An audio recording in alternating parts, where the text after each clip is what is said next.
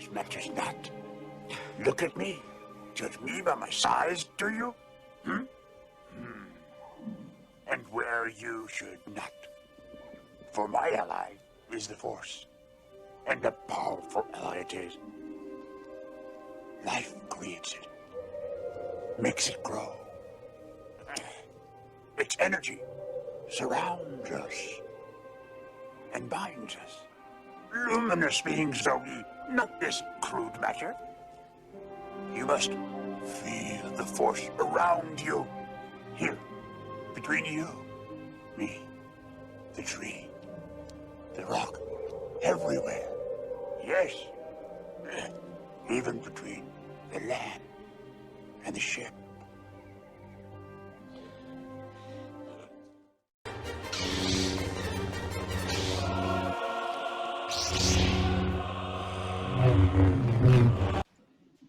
Welcome, Girlskies, to the Frugal Force. This is episode 11. Tonight, we're going to be hitting on veg and a few other things. How's everyone doing tonight? Smiley?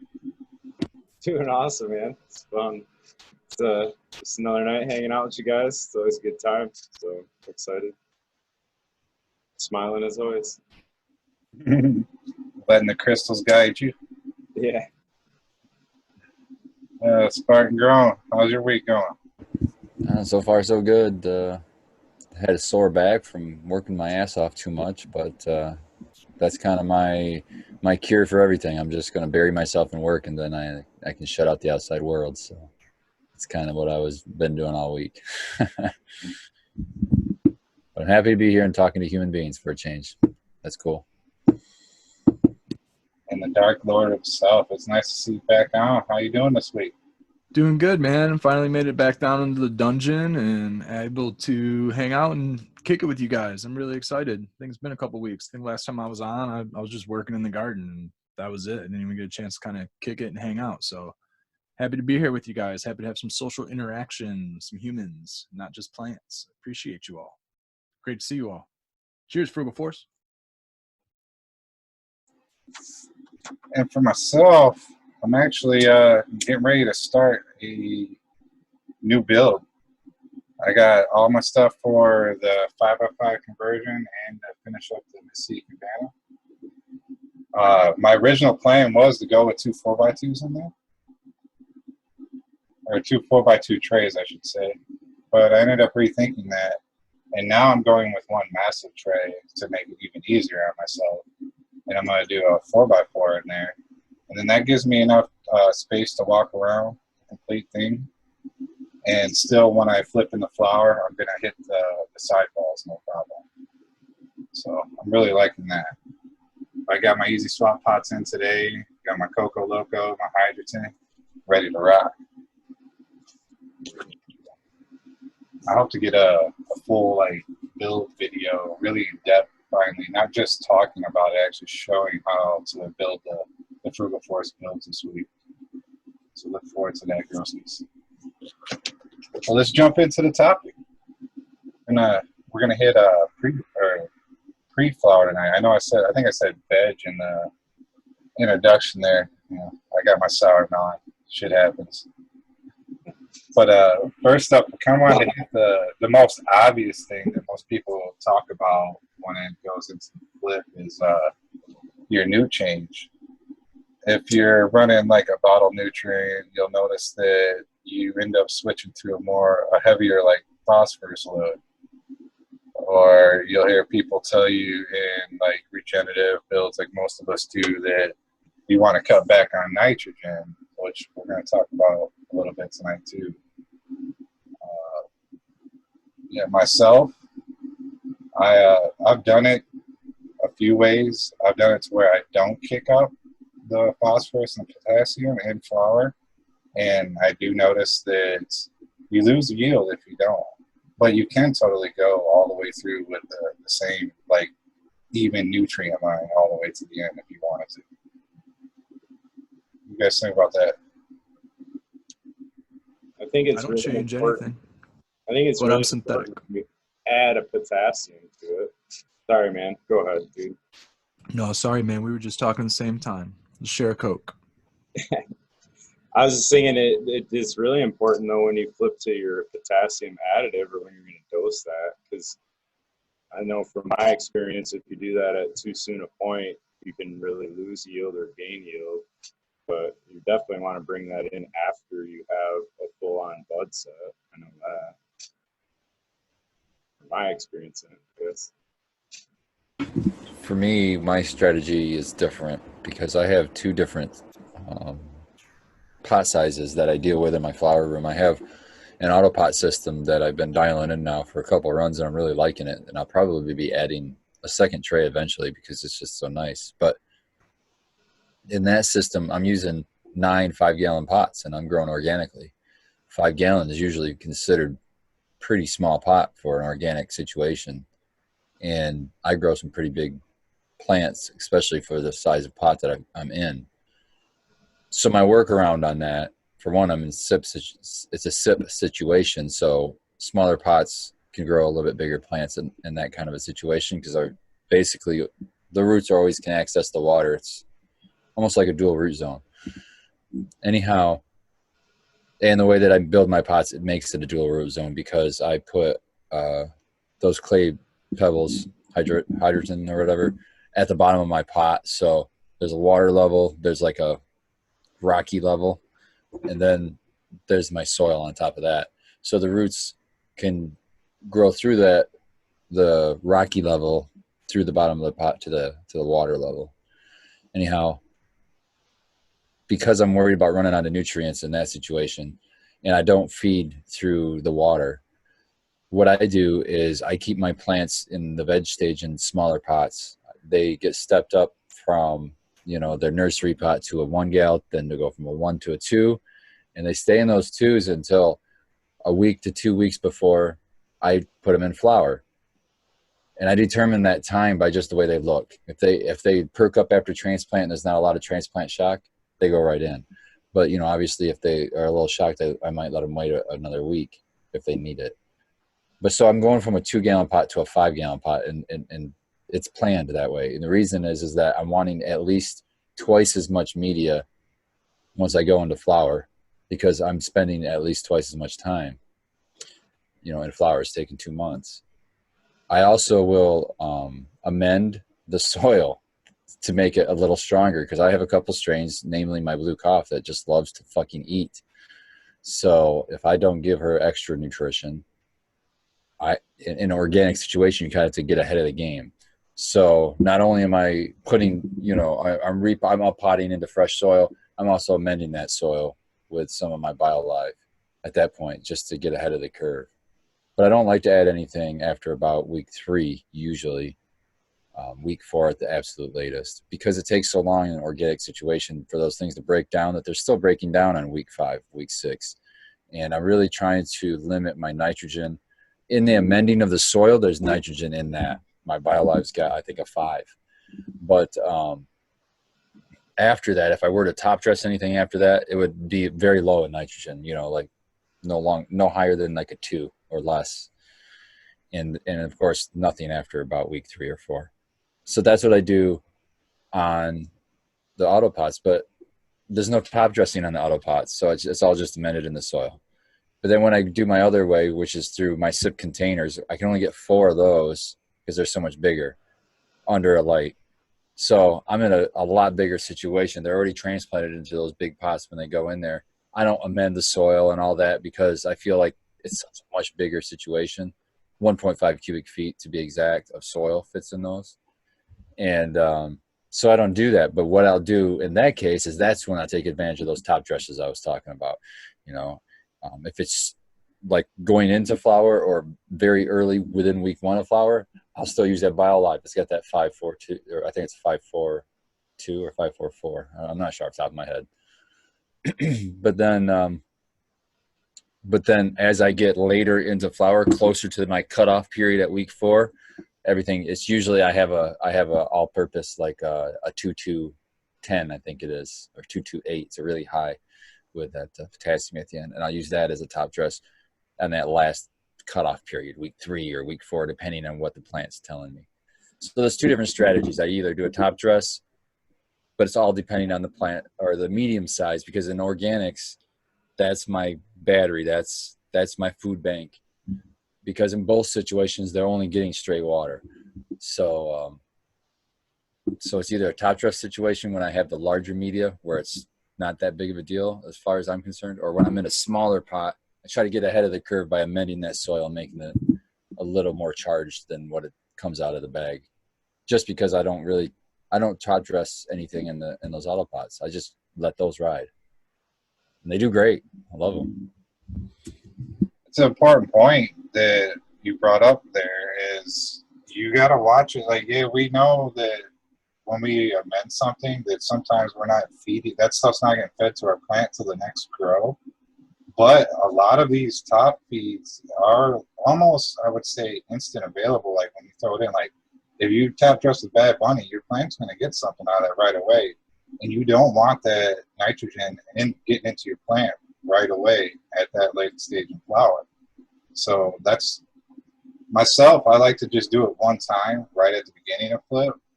So that way I'm not worried about any kind of instant available nutrition, even from the organic end going into my plant.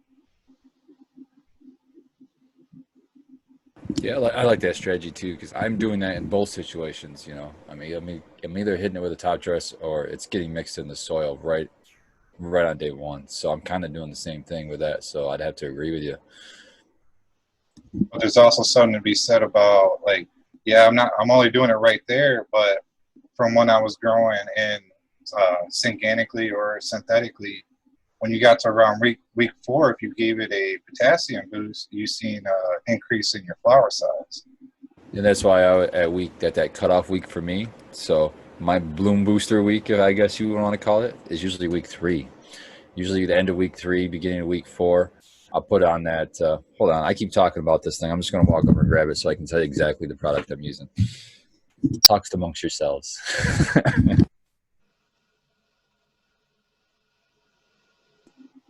I don't want to talk without you. I miss you already. So nitrogen is still going to be needed during bud set and fruit fill, and for the plant to do its proper stretch cycle. I try to drive mine off from calcium, so I'm using there's a powdered form of gypsum.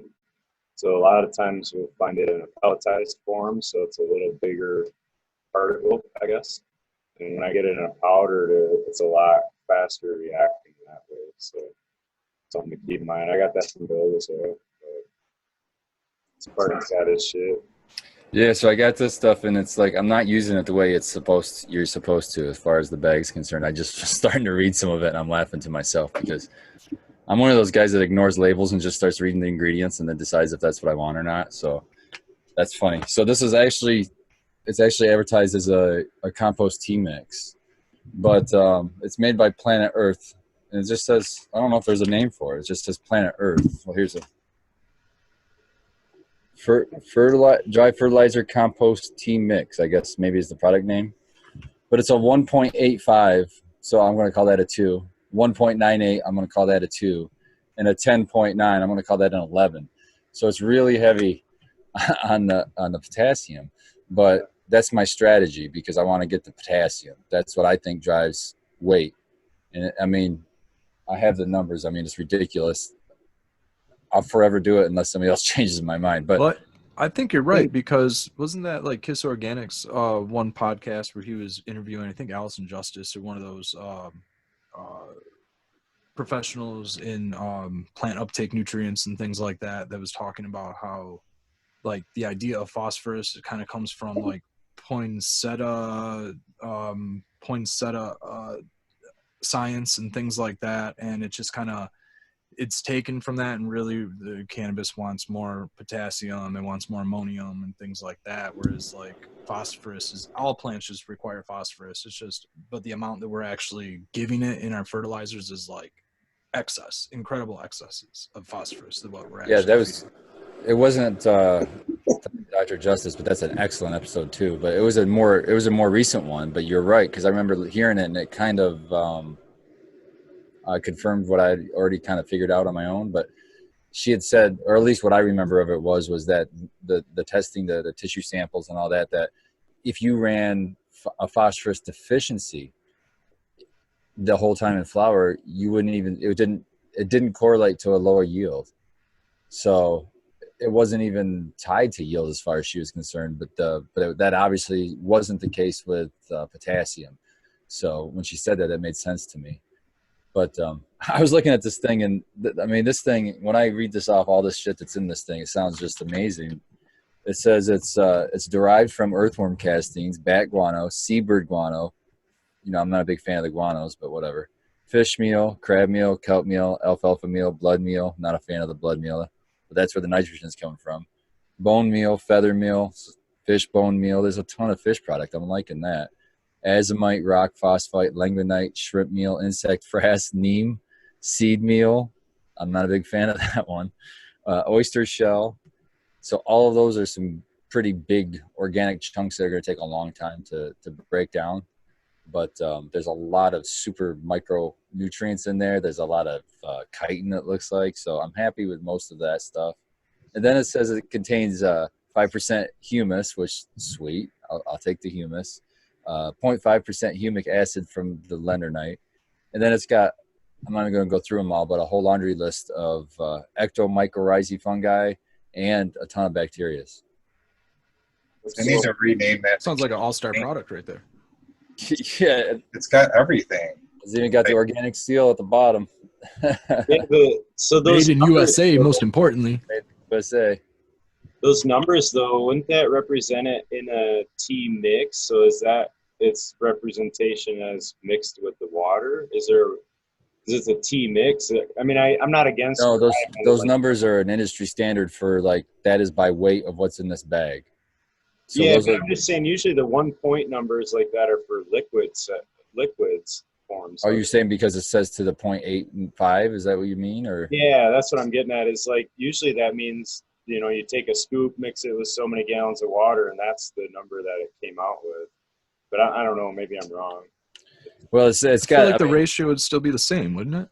you would think Even it if you would be. mixed it, wouldn't it be the same? Even if it's ratios? diluted in water, it would be the Yeah. same ratio against each other. Unless there's something else in the water that adds to those ratios. Probably because I I'm don't think reading there is. these tea mix and my head's thinking it's I don't know, man, but this shit is fucking badass. I'm happy with it. And this bag is lasting me. I was actually giving this to me by the guy at the grocery store. Yeah, he gave it to me to try out, and I like it, so I'll be buying it. That's cool. I'm gonna have to look for that stuff. Yeah, My it's outdoor might need some of that. Planet something. Planet Earth. It just says Planet Earth, and it's got a hand with looks like a leaf on it. Huh. Sweet. Black bag. Take that blood meal out, Planet Earth. Yeah. I'm not a big fan of the blood meal. I want all those hormones and everything else you've been jacking into those animals that you're slaughtering to collect your blood from.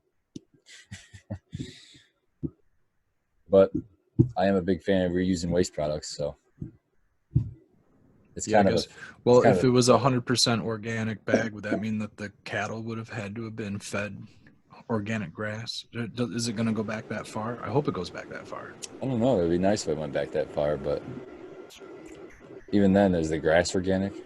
Right. Oh, that's what I mean. Yeah. Cows got to be free range, eating organic grass.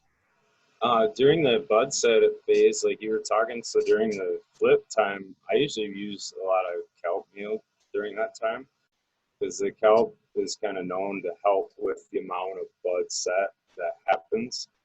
So if you're, as far as looking at how to increase yield, you can have your number of, possible cola stems coming up, and then you can look at how tight the bud set on those stems can help dictate yield. So in other words, like if you were getting 2 to 3 inches of spacing and you get another bud that popped up in there, that might be another eighth on that, off that stem, off that harvest. So that's one of the reasons I'll bring in kelp along with crab shell or the crab meal or whatever, to break apart the calcium and the phosphorus. So those I pre-treat before I'm actually flipping, because the crab meal, depending on particle size or how finely you got it powderized, it's going to react in about at least 3 to 6 week kind of time frame. So if you're putting it in as you flip, some of those nutrients aren't even coming available until the buds are already kind of 6 weeks along and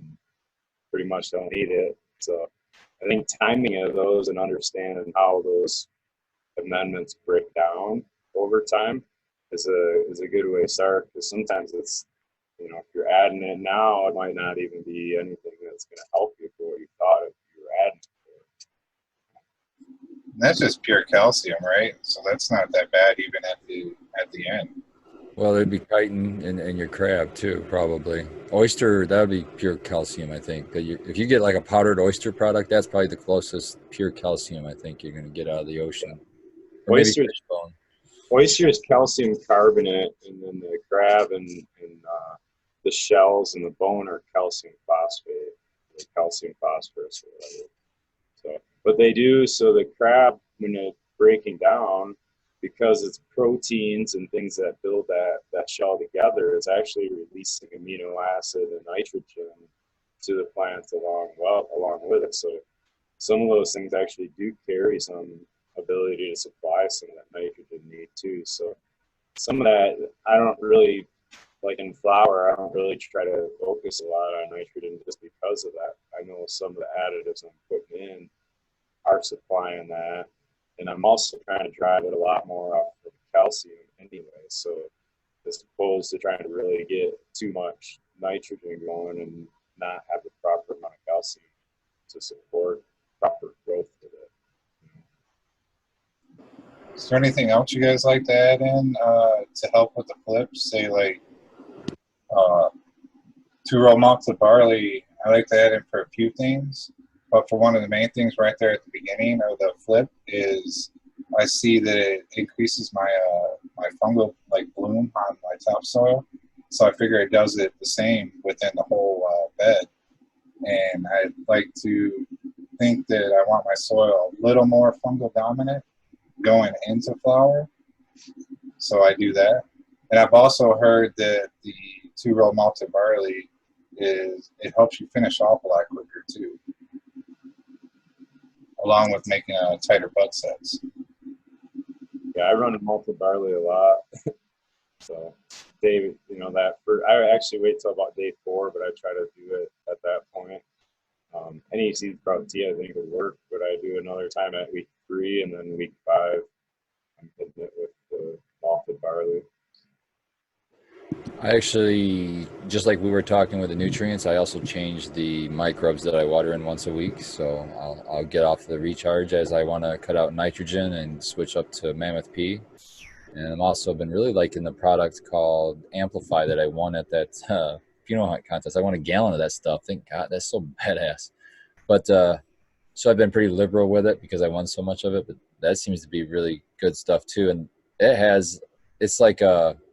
it's almost like a shotgun approach. It's got all 3 of the NPK focused microbes. So it's kind of like, instead of being specific like Mammoth P specifically for phosphorus, or the recharge is designed mostly for nitrogen. And so it's cool to get kind of a shotgun approach, because that's kind of my approach anyway with microbes. And so I've been using that too. I believe it's this stuff right here. Actually, I have a thing right here, Organic Tech. I think the one I was using was called Amplify, the name of the microbes, but I really like them so far. Your plants do seem to do, I've had experience with that with a company called Biosis. They sent me a sample, and the sample was so large that I could just be, super liberal with it the whole grow. And yeah, you do great when you can just go haywire with these I don't say nutrients, bacterias and stuff like that. It's pretty cool. You can't really burn your plant with them.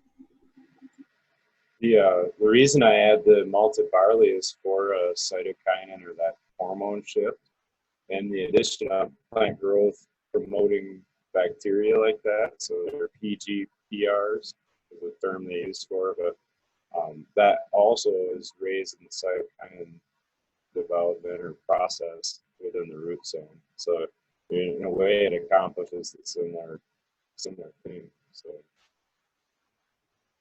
pretty cool. And going back on the finishing faster is the topic 48 hours before you flip. And that's one of the reasons why I do it is it seems to flip your plants a lot quicker. You don't get a ton of stretch that you have to trim off later. It seems to work out pretty nice. Do you guys practice that at all? I don't really have a way to do it yet. I'm running perpetual, so I can't keep the lights off in my flower rooms. They're always on. Yeah, me too. I usually don't see my plants the first, about every 2 or 3 days anyways. Usually go out there to do some work, pop them in the bloom room, set everything to low settings, drop my EC. I'm a hydroponic grower. I really don't change anything. I don't change my nutrients. I barely change my pH. The temperatures are consistent. I have the same CO2. I have the same probably humidity in my bedroom as I do my flower room. I run 70% humidity all the way through the end of flower. I don't know. That's how I run. So I don't change anything outdoor. The only way I really amend outdoors is I chop and drop everything that's grown in my yard. So I start my beds by adding a little bit of calcium carbonate, oyster shell, and a little bit of whatever compost I have built up. If I need some more, I'll buy some. Like I think last year I used dairy dew or some kind of compost out there, just to sprinkle it on, just to charge it. I love Dairy Dew. It's a Michigan company too. Yeah, dude. Yeah, it seemed to be really good stuff. All my plant had really good results all year. I run like I do like a permaculture garden. So I try to just have a diversity of plants out there that I can chop and drop and hope that things like burdock, thistle, whatever kind of weeds that most people consider weeds that have real deep tap roots, I'm pulling that stuff and I'm using those roots. I'm chopping them up. I'm composting with them. I grow a vegetable garden. So I'm using like tomatoes that might not get eaten up, old cucumbers that stay on the vine too long, things like that. I mean, I'm expecting there to be some potassium and phosphorus in there. I'm using that for the compost. But as far as like indoors with the hydroponic, I don't change a darn thing. All I do is I'll strip leaves, I'll lollipop, I'll bottom, I'll do my training. A big portion of my my yield comes from training and light intensity and CO2. I rarely do anything with my nutrients, except I do add some microbes. I'll add some tribus in bloom. I'll add some tribus maybe once or twice in veg. Typically, I'll do it about midway through bloom, though, just to use up whatever's inside my pot best to its availability. One thing I would add, like if somebody were to ask me if there were one product you would add, whether it's synthetic, organic, whatever setting, it doesn't matter what setting. If you could only pick one product, what would you recommend? I would say a good humic acid or fulvic acid. I think that's going to make the best or the biggest result, the biggest change in any setting, because it's going to supply some micronutrients, but it's also going to make a lot of things plant available, a lot of nutrients already in your medium plant available, or more plant available. So I would say probably look at a humic acid if you're looking for anything to add. And if you want to be super frugal about it and not use it in veg, you could start using that product. But I would use it in flower for sure. I was considering fulvic just on the information that Green Gene had put out there, because he specifically runs Jax and he also runs Tribus. At least he had in the past, some of the videos that I had seen. Shout out to Green Gene's Garden. He's a fellow Jax 321 grower. So I've taken some of his advice here and there on some things. Even though I've been running Jax for better part of more than half the decade, but I'm always changing it up here and there. I haven't really changed up the mixture. I just dilute with water. I stick to that same 3-2-1 ratio and I dilute my EC with water. And, sometimes my pots dry out a little bit more. I know my EC is going up, so I lower my EC going in, and I do stuff like that. So one little thing with the fulvics though, like if you want to save a little bit of money, just get the humic because it's got fulvics in it. And if you're not going to be spraying it on your leaves, there's no real point in getting the fulvics. The fulvics is kind of like the high-end product. It's the MCT oil out of the coconut oil. Yeah, the refined product, smaller particles, basically.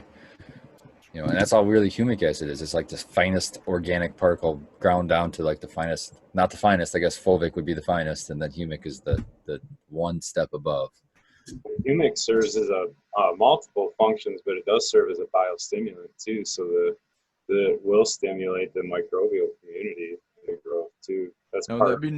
would it be necessary if there's already humic in my Royal Gold? I believe there's humic Well, in tuber. I believe it doesn't go away. So like if you are using like full power, for example, is one of the best fulvics out there, I know, but or the original, but that'll build up in the soil. So it's something, if you're reusing your soil, it's something to keep in mind, because some, you know, like regimens, I remember like, I guess necrophagic odds, you wouldn't really reuse your soil, but I mean, they recommend that full power to be run with it on a consistent basis. And Scott even says that, though, it's something you got to keep in mind, because it's going to perpetually build up in there. So there are some disadvantages, because it's, Dr. Faust described it as it's beneficial to a point and poisonous at a certain point too. So just something to keep in mind. That's So kind of the reason I don't like doing a lot of amending or additions. I like to just keep it as simple as possible. I like to, like, I don't know, like when I see results coming out of my garden, and I do it so many times, and I adjust a variable here, adjust a variable there, and I don't see big results. I mean, I don't know. I look at some of these plants, and it's like I'm getting flowers 5 times the size of flowers that I've ever grown in any other condition. And it's like, how much bigger can I really get these plants? How much bigger do I really want to get these plants? You know what I mean? I like it to stay manageable. I like it to not get filled with bud rot and things like that.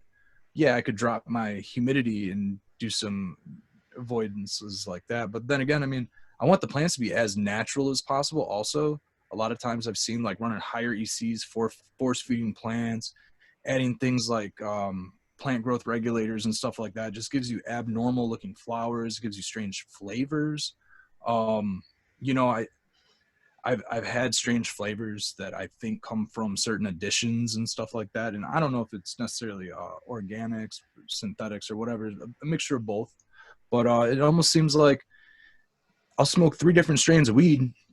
They'll each smell a little bit different, but they'll all taste the same. You know what I mean? And it's I wonder if that's the genetics, or I wonder if that's, you know, something going on with the growing style. Maybe it's an additive or something. So I try to really keep them limited, and I like to take all the like advice out there and stuff like that, you know.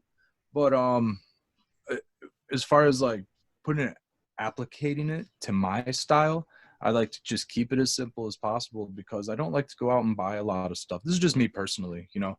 I take all of this information and science as much as I can, and then I try to include it where and when I can. But when it's coming towards like the major, you know, investment that I have, I really can't change things up, because I just can't afford that risk. You know what I mean? If I lose a crop, I have potential of losing my house, things like that, you know. It's really tough to be able to change things.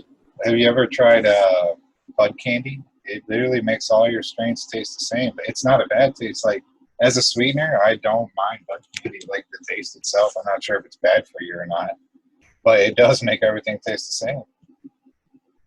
Yeah, so I kind of worry about stuff like that, you know. Well, I don't worry about stuff like that, but I'm cautious towards over adding things just because it's being marketed or whatever, you know. Like, a lot of times the guys at the grocery store will have all of these different products, and they'll even have samples, give me samples. I turn samples down left and right. I just don't even like trying things. I don't want to say I don't like trying new stuff, but at the same time, I don't like to fix what's not broken either, you know. So it's just my way around it.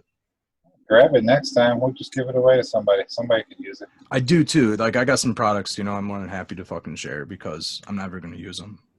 I got some Roots Organics I'm going to use out in my outdoor and stuff like that. But other than that, I got so much other stuff that I'm probably never going to use. So you guys are more than welcome to it. I'll line it all up back here one day and just have a raffle. Like a trophy. On that note, girlskis, we'll be right back. I have a bad feeling about this. I don't sense anything. And we're back.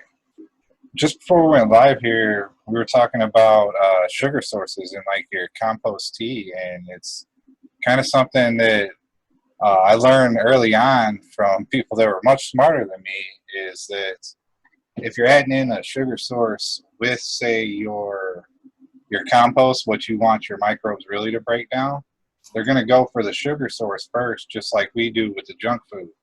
So it's you don't want to add that kind of stuff in there. That's why you also don't want to add tons of sugar sources into your regenerative beds and whatnot, because your microbes will go for that first.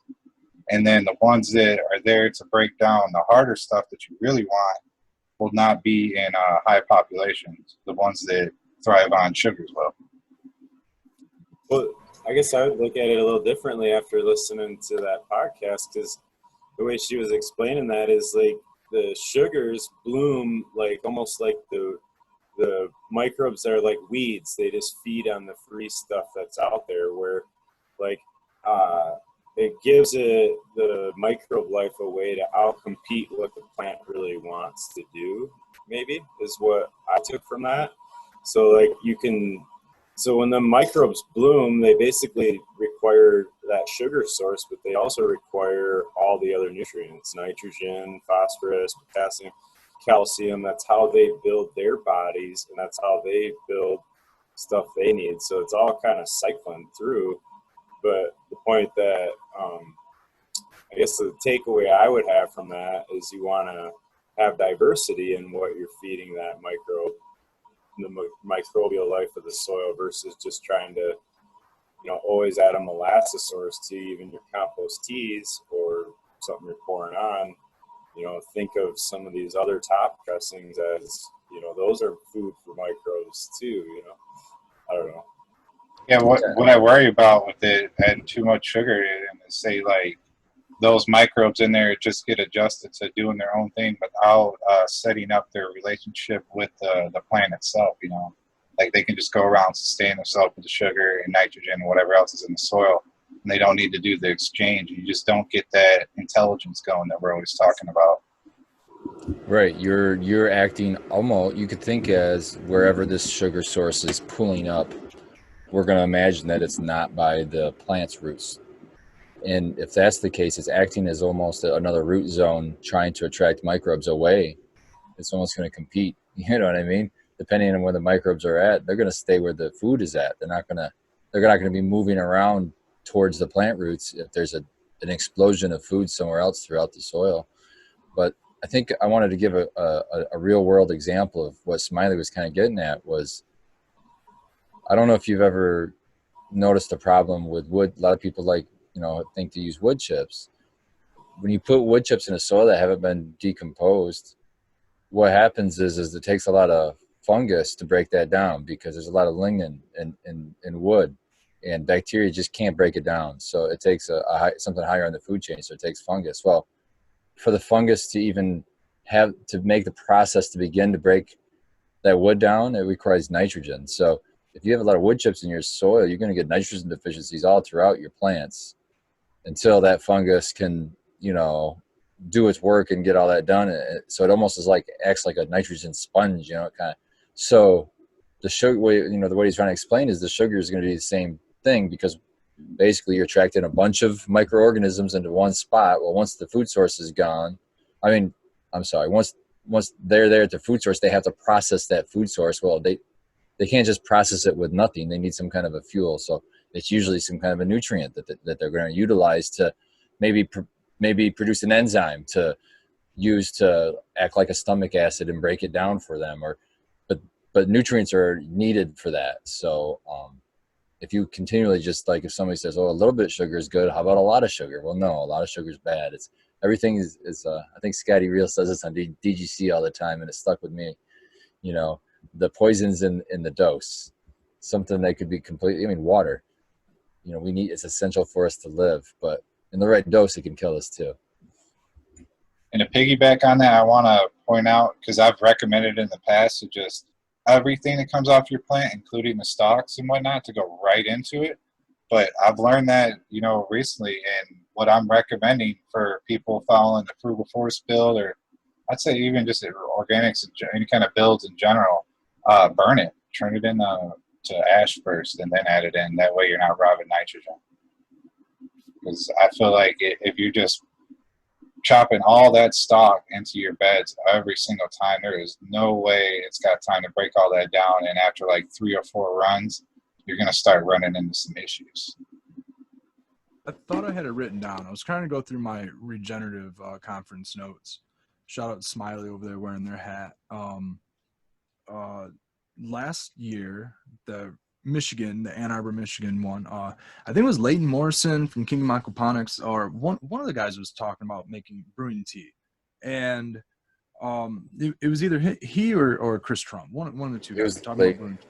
Leighton. So I want to say that he said no more than like 1 cup of unsulfured if you're using molasses as your sugar source, unsulfured molasses as your sugar source. He said it was like 1 cup per like a 50-gallon reservoir, and I'm pretty sure that was the number he went with. I can't find it in my notes, but it was 1 tablespoon was enough for 1,000 gallons. So 1 tablespoon. Yeah, it was like such a tiny amount. It was a real tiny amount. I remember it being like because he was talking about that too in the tea. So you can add too much sugar, and basically, the microbes will bloom in such a large fashion in such a fast form that they'll actually starve themselves out with oxygen in the water. So like if you're not physically moving enough air through that, you can actually run anaerobic even though you're pumping air into it. Right. But based on how much sugar source you added and how long you ran it for. So that's, I don't know, it's just something to consider when you're doing some things, I guess. So what you're saying is the amount of molasses or whatever sugar source you're going to use is going to be dependent on how much air you're actually feeding into your water volume. And in order to actually dial that in, you're going to need a microscope. Well, not even that. I mean, I think there's some good guidelines out there. Just the one to keep in mind would maybe be less is more. Is probably the takeaway. Yeah, I would agree with that too. But, like I guess that if there's not like a like for this size pump, you need this volume water. I guess that'd be kind of cool to create that kind of a table or find that table out there to give it maybe a standard. Otherwise, I think the less is more if you don't have a microscope for sure. And just kind of go from there, smell it after 3 days. Well, like what he was saying before is, I mean, we could go really less and not put a sugar in there at all. And if you're putting a compost in there, like a worm casting, or you're putting in a something from a hot compost, thermophilic compost, there's still plenty of organic material for bacteria to be breaking down and for you to bloom off of, I would imagine. And if you're really worried about it, you could put in some alfalfa. You could throw in some kelp. And those are both good sources that aren't going to cause such a gigantic bloom, I wouldn't imagine, like what a sugar would. So that's the way I mean, that's the approach that would be a little on the safe side, I guess I should say. Yeah, there we go. So I do like the idea of brewing. I mean, like I was talking about additives and things. I don't really consider brewing tea as being I consider it like stretching what you have. You're basically taking a small amount of compost, and you could do that. I could do that right here on my property. I could rotate my compost this season. Next season, take a handful of that and turn it into the entire pile of compost, because I water it in, and the microbiome eventually turns into that big pile. So you're taking a little bit and creating a lot with a very small amount. So I do like the idea of brewing stuff. Yeah, but with I've done it, but with mixed results, and it's like, I don't know, I feel like I'm just taking a chance I don't really need to when I can just top dress that compost without having to worry about brewing anaerobic bullshit and watering it on my plants. Yeah, that's my opinion. There's big differences. So that's a whole nother episode, I guess. I was trying to learn how to make plant juice, and I was just going off of like a non-studied version of trying to make a fermented plant juice. So I didn't use any sugars. And all I did was I collected like a 5-gallon bucket filled with dandelions, filled it with water, and let it sit for a couple of weeks. That was the worst idea ever because that thing was god awful. Well, that could be actually good for like a mineral tea. Like you could. I was thinking about possibly taking a tablespoon of it and treating a tea with it, but I didn't know enough about it, and I didn't want to you wouldn't spread bad bacteria around, grow bad bacteria. There would is use some, like a tea. But there's cold teas. I don't know if they actually. I think they do call them. If you're interested, you could look up Dragon Earth and Medicine. They super speaker Earthfly Medicine. I always Yeah, they have a website. Dragonfly Earth Medicine. There we go. Yeah. Dragonfly Earth Medicine. Yes, they have Dragonfly a Earth. website and they have Instagram and everything, and they do a lot of just what looks like what you're saying, just soaking like their accumulator plants, like Maybe dandelion. that's where I got the idea from, but didn't Okay. exactly put it to put enough research into what they were doing. I think that's who the works. idea I got from. I think why that works is that if you take that and you water that into a soil, because they're outdoor growers, I think. Just the act of watering, the water falling through the air is going to aerate that water again. So if there is some anaerobes in there, maybe that oxidizes them or something. But and then also it's got to travel through soil with all kinds of living humics and everything else that's going to neutralize a lot of the bad stuff. So you're really just getting the benefit of all those minerals that those plants pulled up into their system. And a dandelion's a dynamic accumulator too. Right. Yeah, that's why I was really focused on the dandelion. So now that it's almost dandelion season, I'm gonna try it again, and I'm gonna try do a little jar with some sugar, and maybe do a couple different ways. But to add on to what you were talking about, the fungal chopping down wood chips and things like that, I took a really interesting excerpt from Paul Stamets that I thought was really quite unique. He was talking about a good soil is 30. I think he said 30%. I want to say it was 30% fungal, which if you think about like a pound of soil, if you think 30% of that 1 pound of soil should be fungus. So, I mean, think about like maybe what you have indoors. Do you have enough fungus in your soil to create like that much weight of your bed would be soil? I want to say it was 30%. are you talking weight percentage, or was it Just fungal percentage of whatever your soil, a handful of soil would be 30% of, which I would go by however you want to calculate that. I would think the best way to calculate it would be by weight. I know, that's what I mean. It's a lot. If you think of what's underneath your feet when you're walking, it's 30% fungal compared to sand, rock, and then organic matter, right? And so that's a lot, man. It really is, to have a really healthy dynamic soil. Yeah.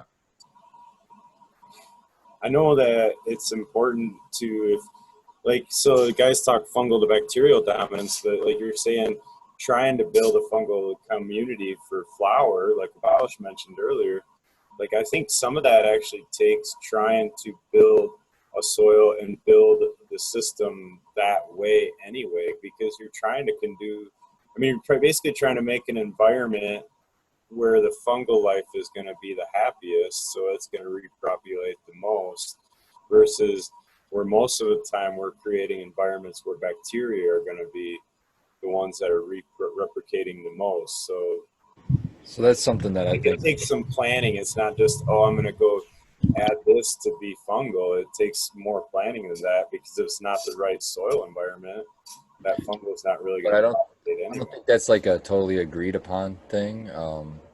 If you talk to Elaine Ingham, she says that cannabis should be 100% bacterial dominated soil. That's just something that's contentious between people. They've been arguing forever about what plant likes of what dominated soil. I think really people should just do the best they can, and if their plants respond, really, like everything, go by what your results are, because that's the best indicator. I mean, are you happy with your results? Then why would you change something? Shout out to her. That statement keeps me up at night. Like, am I messing up here? Like, should I just go bacterial dominant all the time? But the more I think about it, with our regenerative beds and whatnot, we can mess with the fungal. I think there's a benefit to it. Well, people that are doing one cycle, I don't think so. Yeah. Sorry, her take on it is, I'm sorry, Smiley. What statement are you guys talking about? Because she's the one that came out. I thought that she was like against the KNF and stuff like that. Wasn't that correct? She was. She was against KNF, which KNF is bacterial. She's not against it. She just trends to the non-anaerobic side. But I think that her reasoning for that is because of the plant succession table, where where you go from like the grasslands to or where you go from like grass and weedlands and shrubbery and things like that into the deciduous forests, and cannabis should be in the grassland shrubbery area where it is more bacterial dominant, and then as you work your way into the forest under the canopy, it gets a little more fungal dominant because you have all of that heavy wood and stuff inside of it. It gets all the way fungal dominant mostly. Right, right. Which another thing that I find interesting is when I go into northern Michigan, where we have heavy pine farms, and what you think is like a deciduous forest, and it's actually all pine. The only thing that really lives in there is pine, and you might get like, what is it? Low pH? Is it acidic soil that pine creates? So you get you get oaks, you get a couple types of weeds in there. You get like ferns, oaks. I don't even think you really get ferns, but you get like oaks, pines, and raspberries. That's like the only dang thing that you're going to see up in the pine forest. It's really bizarre. And there's a few little other weeds and stuff. And you don't see birch. You don't see a lot of these like real, regular forest trees. It's interesting. And the eerie thing for me walking through a pine forest is like you feel like a Native American, like you're the best stalker ever because you don't make a noise, because it's like walking on the thickest carpet you ever walked on. In like moss 2 feet thick. What's really interesting is that it's like cornrows too. It's like this. So you know what I mean? You can just see down a straight row of pines for like 2 miles. You're like, oh, yep. Pretty crazy. That's not natural anymore. But it looks it's like been there for like 60 years, There's some crazy. It's all been farmed. There's some state land around here we used to play paintball in all the time because it was so soft. It's so nice. Dude, you could fall out of one of those trees and just right into the moss, into the pine needles. I shouldn't say that because I don't ever want that. I go up in those trees, so. I have to agree with Elaine, though. I mean, if the grasslands are the supposed best soils that we have on this planet, why not try to emulate that and be bacterial dominant? Bacterial dominance seems to affect quicker change, I believe, when I'm adding something that's got something that's going to affect the bacteria or maybe bacteria themselves, especially on the nitrogen side, I think. But I think fungus has a place, but it's as you get to the point to where you start reusing soil, then I think fungus gets more and more in a no-till environment where you're not disturbing the soil. I think fungus is more and more important at that point. But the cycle, I guess is what I'm trying to say, is so short of a time that I don't think that in one cycle that the plant benefits greatly enough, because it takes so long for that fungal relationship, for the fungal hyphae to find the root, make that relationship and start exchanging, that the plant's dead and harvested. Unless we're growing these really, really long grown strained sativas or something that are going to be hanging around for long. Maybe GMO. If you're growing GMO, I'd probably push towards a fungal dominant, or if you're in a no-till situation. But other than that, man, I don't think the science is there saying that we really need to push a lot of fungal. The only thing I can think of is that if you consider like ruderalis a under canopy type of a plant, right? Like where did cannabis originally stem from? And they say that it was probably a shorter, squatter, shade-driven plant, whereas when it came down out of the mountains and things, and out of the canopy, then it got put into human hands, and then we brought it into like farming situations, full sun situations. So like originally it was a canopy crop, or a low light canopy crop, maybe, if you think about it. I don't know where some of like this ruderalis is found. Some of the videos I've seen with wild weed was growing under the tree canopies, so I'm almost thinking that maybe it is one of those. I don't know. It's hard to say. Like what was it originally might be better for it. Well, I don't know, man, because then you talk about adaptation. Plant's going to adapt. It's going to adapt to whatever. I'm losing the word of what I'm trying to cultivate. What do we do when we selectively cultivate? Yeah, so once it came down and it turns into different selective cultivations through different tribal groups of cultures and things like that, we change, the plant adapts. And so maybe some strains, some genetics are bacterial dominant, maybe some genetics are fungal dominant just based off of human selection over the, I don't know, thousands of years of bringing it out of its natural habitat. Maybe. Yeah, I don't know. I agree with you, and but I guess the point I'm trying to make is I think that they've shown in studies like that it takes x like months. It takes months for this relationship to take place.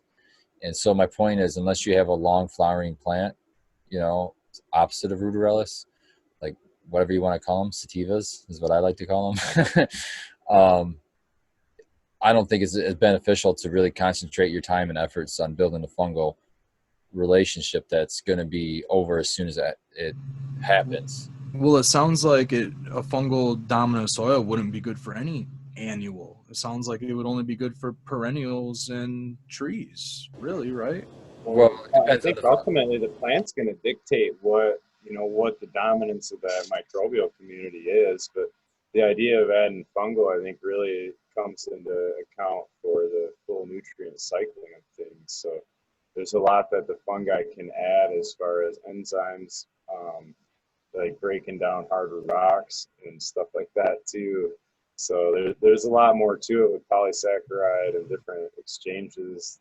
And there's reason to have fungus, I agree, but I think ultimately you're right. It takes a long time to build a fungal community, and if it's not, it's the plant's going to control that root zone, depending on the bed size or pot size that you have. So there's definitely considerations to it. Yeah, I'm just trying to say, like, general rule. I mean, if you're a no-till gardener and you're reusing that soil, it's probably worth your time and effort.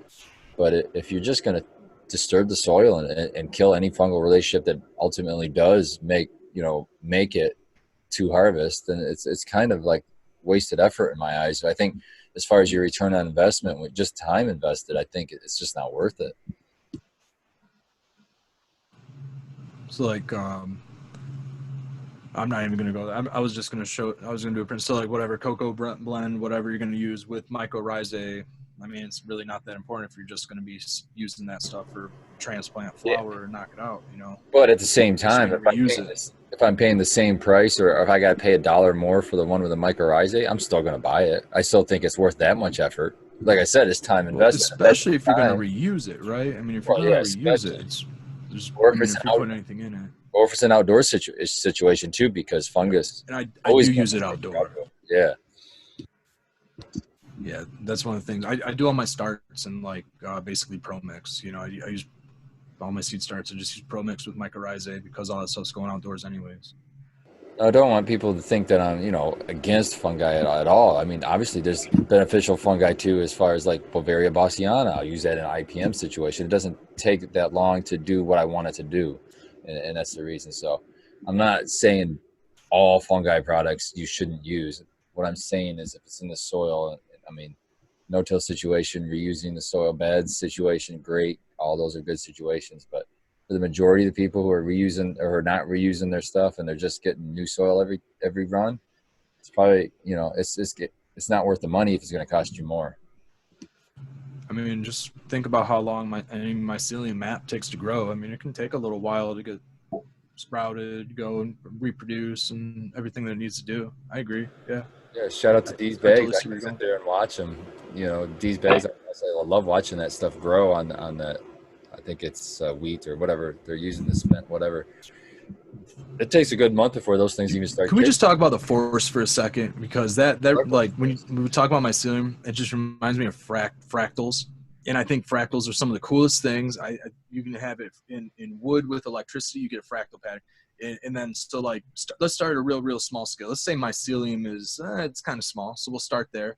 You get a little bit bigger. You have things like wood and electricity and things like that. Then you get a little bit bigger and you have our lungs. If you look at our lungs, our arteries, veins through almost the entire animal kingdom is very fractal.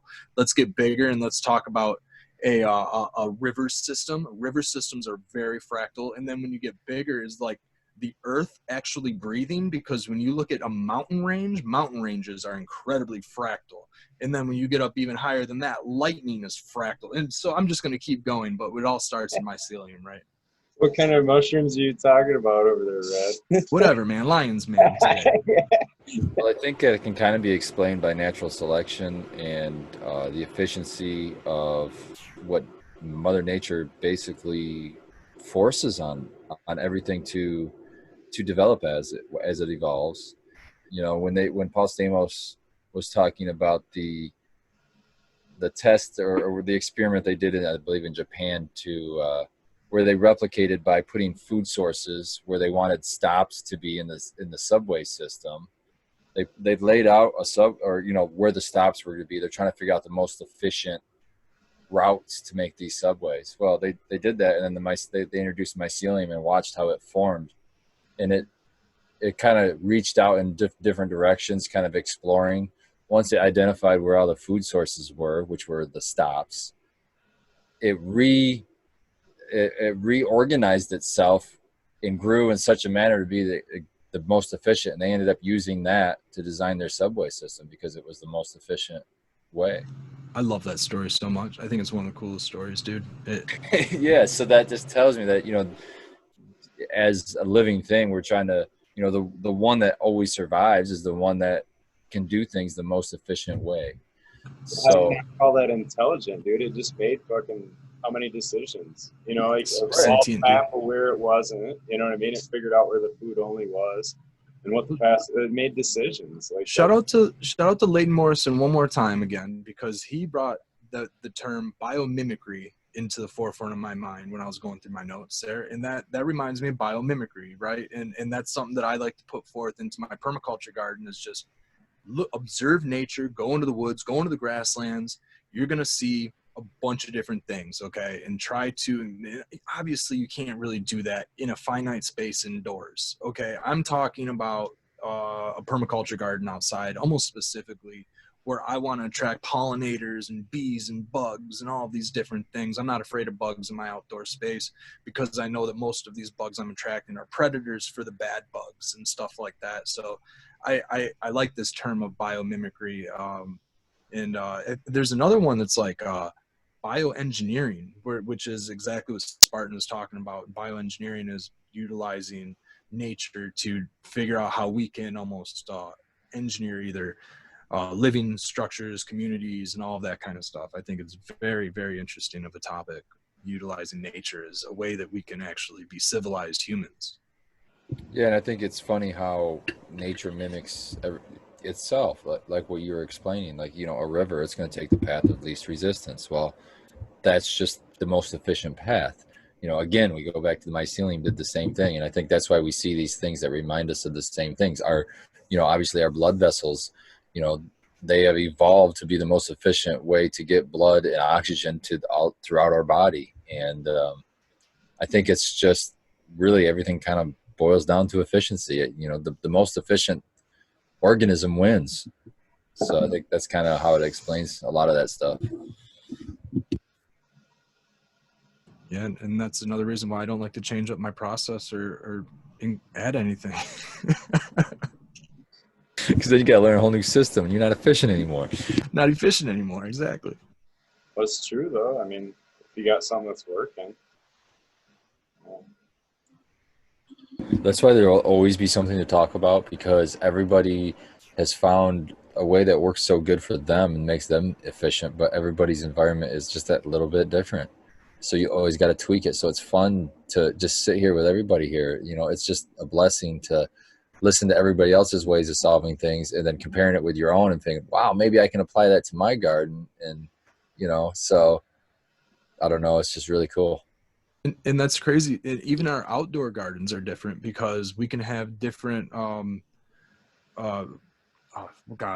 dude, help me out again. I'm having another brain fog. Microclimates. We can have different microclimates just being a mile apart from each other, right? We can have, I mean, where I'm at, I think the elevation of where I am is like 700-800 feet above sea level. I'm sure that if I go a little bit further north into Michigan, we're probably 1,100 feet above sea level, something like that. You know, it's About 1,000 here. So you're sitting about 1,000 there. So yeah, so it just keeps going up and up and up in the middle of the state, you know? Yeah, and and there's so many things too, like what plants are growing around your plants affect the plantage you're growing to. I mean, it gets down to the minutia. I mean, your microbiology in your soil is going to be way different, so everything's going to act differently. Goes Yeah, way what cover back. crop are you using, or lack Yeah, thereof? You know, sure. Yeah, or how long has that cover crop been there? I mean, there's just so many variables. But crabgrass. like I see, yeah, but yeah, that's why we could always talk about it every day. We could come back week after week and have new content because it's so many different variables, strain dependent.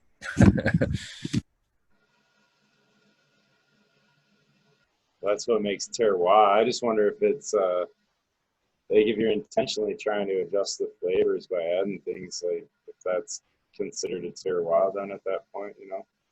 If it's not naturally done or naturally there, say I add lavender that's never grown there before, just because I know it's gonna trend to a lavender more terpene or whatever. I mean, in my opinion, some of that is, well, you know, some of these guys that are actually getting that out west, I can understand. I mean, if they've been growing the same property 20 some years, you know what I mean? They did have the same style, they had the same thing. Like, I understand that there is some of that, but like some of the guys here talk about it, it's like, well, you've just been doing it for a year. Like, that's not really an established terroir at all. Like, you know what I mean? Like, I don't know. Some of that's kind I don't know. I think for cannabis, and I don't remember if we were recording when we were talking about it earlier, but I think it's really, I don't even hardly care so much about strain anymore. I want to know about the grower, what grower, who grew it, because you'll even find even with growers. I mean, you can taste a similarity or a style. I think I like to call it that, a style. Different styles of growing, and all four of us could grow the same damn strain, and it'd be slightly different at least, or way different maybe. It all who knows? But we'll find out with this grow off. It'll be interesting to see the varieties that we get.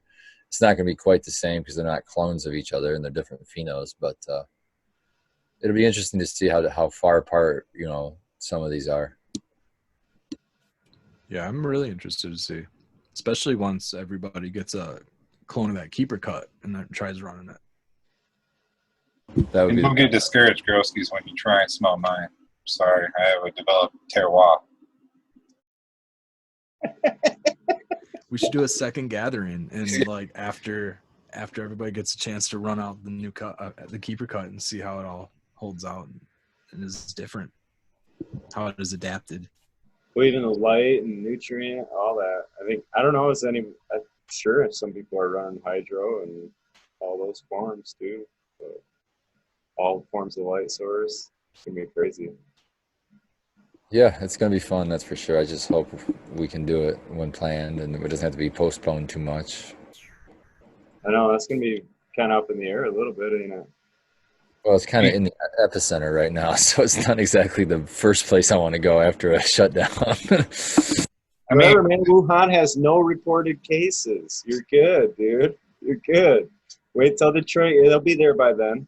I trust the media coming out of there just as much as I trust the products coming out of there.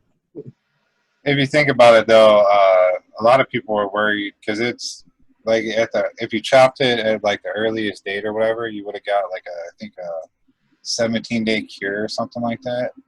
So this gives people the proper, give their longer cure, and that a couple of them want it. Sorry. So No, That is true. I'm glad. I was a little concerned that it was going to be too short of a time for a lot of growers. So it'd be nice to not have to have anybody rush. You know what I mean? You take their time with it and grow bigger plants so they can bring they'll have more of a sample to pick the best out of. You know what I mean? So I think everybody wins by just waiting a little bit. I'm thinking As of right now, I think our contingency plan, it might look that our wedding might get postponed. And if that's the case, our contingency plan, the only other available date is, I think, the day before the grow off. So I'm almost hoping that the grow off does get pushed back if that's the case too, or else I might not be able to make the grow off if it's the day after my wedding. We're part of your honeymoon, man. I'll be honeymooning. And don't sweat it, girls, because we have a really good relationship with our venue. We can easily move it like a month back if we have to for the stuff. But as of right now, everything's on. But we're all smart here. We're not gonna make you go if it's not completely safe. We'll push it back. You know, the prizes aren't going nowhere and gives us all more time to cure. And on that note, we'll be right back. Who told you you can eat my cookies? And we're back. Next up on the pre-flower topic, we wanted to get into training. So that's a big thing. And disclaimer I wanted to give for like the people that practice the 48 hours, I think I'm the only one here that does it, is you want to take into account that, say, you're filling up a scrog area and you need your stretch. I wouldn't recommend doing the 48 hours of darkness pre-hand, because you do lose your stretch because you flip the flower quicker. I would say like you get a smaller plant, but you finish faster because you don't have that week-long transition period that I would say when you first just go straight 12 to 12.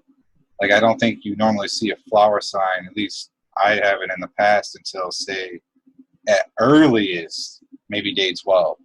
If you do the 48 hours, I've seen white hairs pretty much right when you flip on certain strains. Most strains, within like the first 5 days, you'll see a white hair. But you lose a lot of stretch. So, yeah, I just wanted to get that in there. And one of the trainings I like to do, say, for like my 4x2, if I'm going to be, I like to throw those into a scrog net. But I like to do it a little different. I like to try and plan my stretch.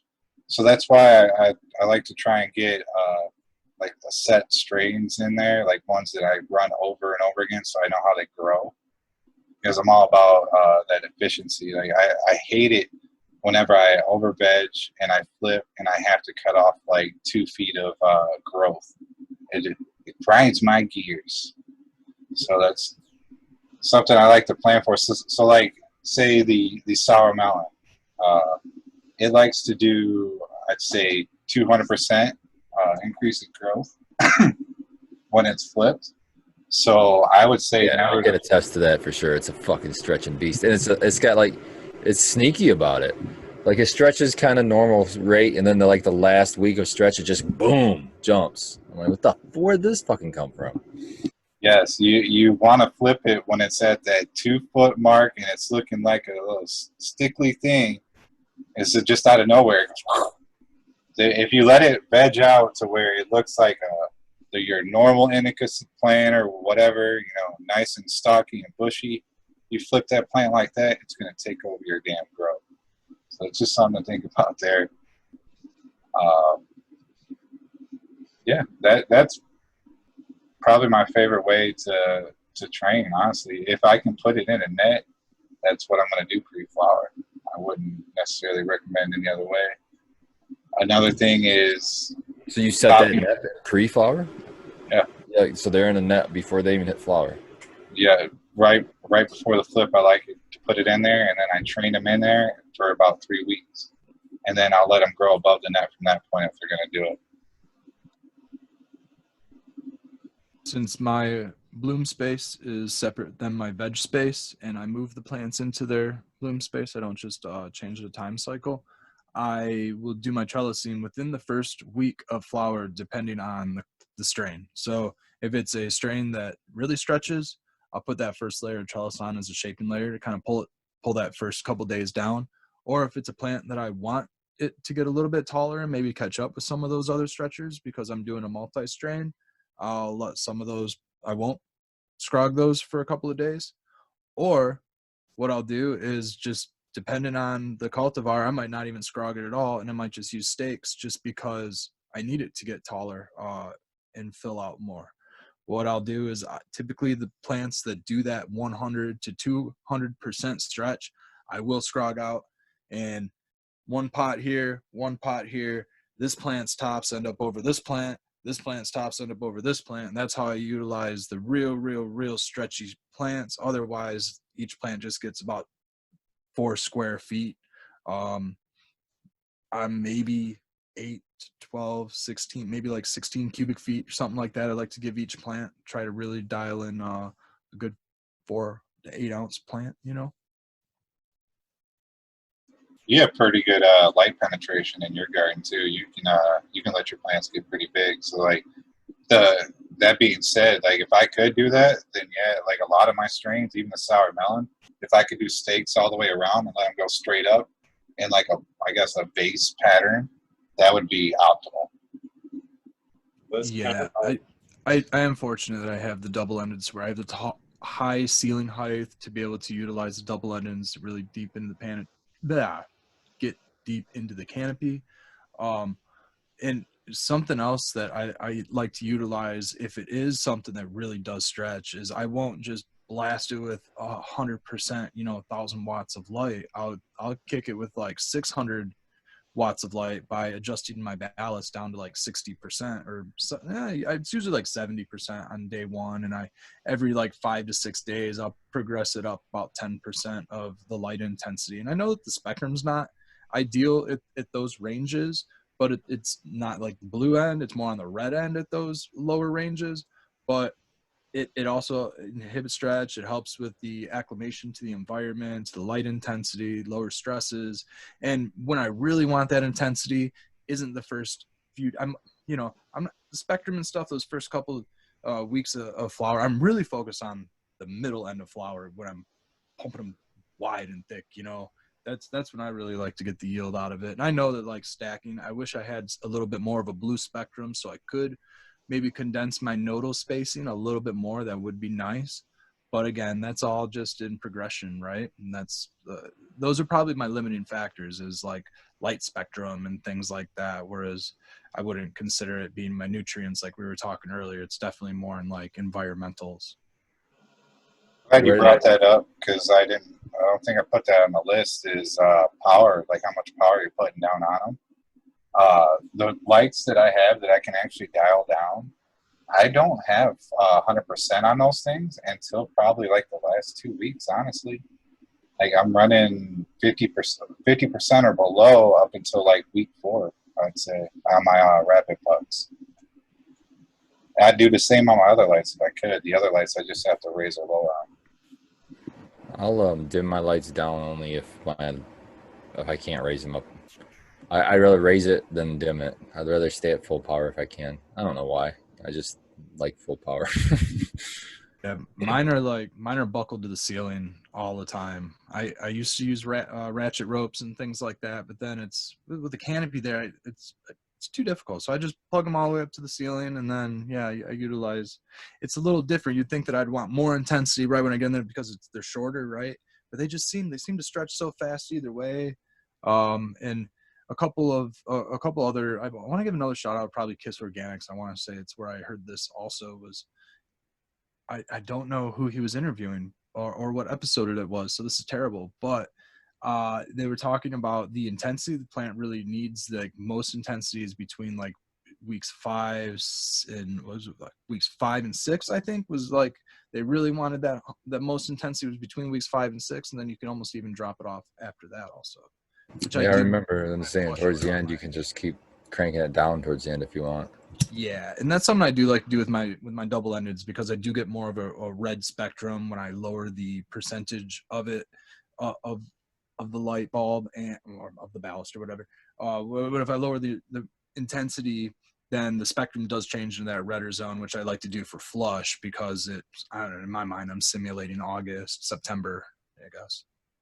That's funny because with my Raging Kush I did exactly the opposite. I blasted with blue light at the end, turned all the red off, and then but I did crank it down. I think I was down to like 70% for the last week. So I'm having fun playing with it, but I don't know. We'll see what happens. It is. That's a fun game to play, isn't it?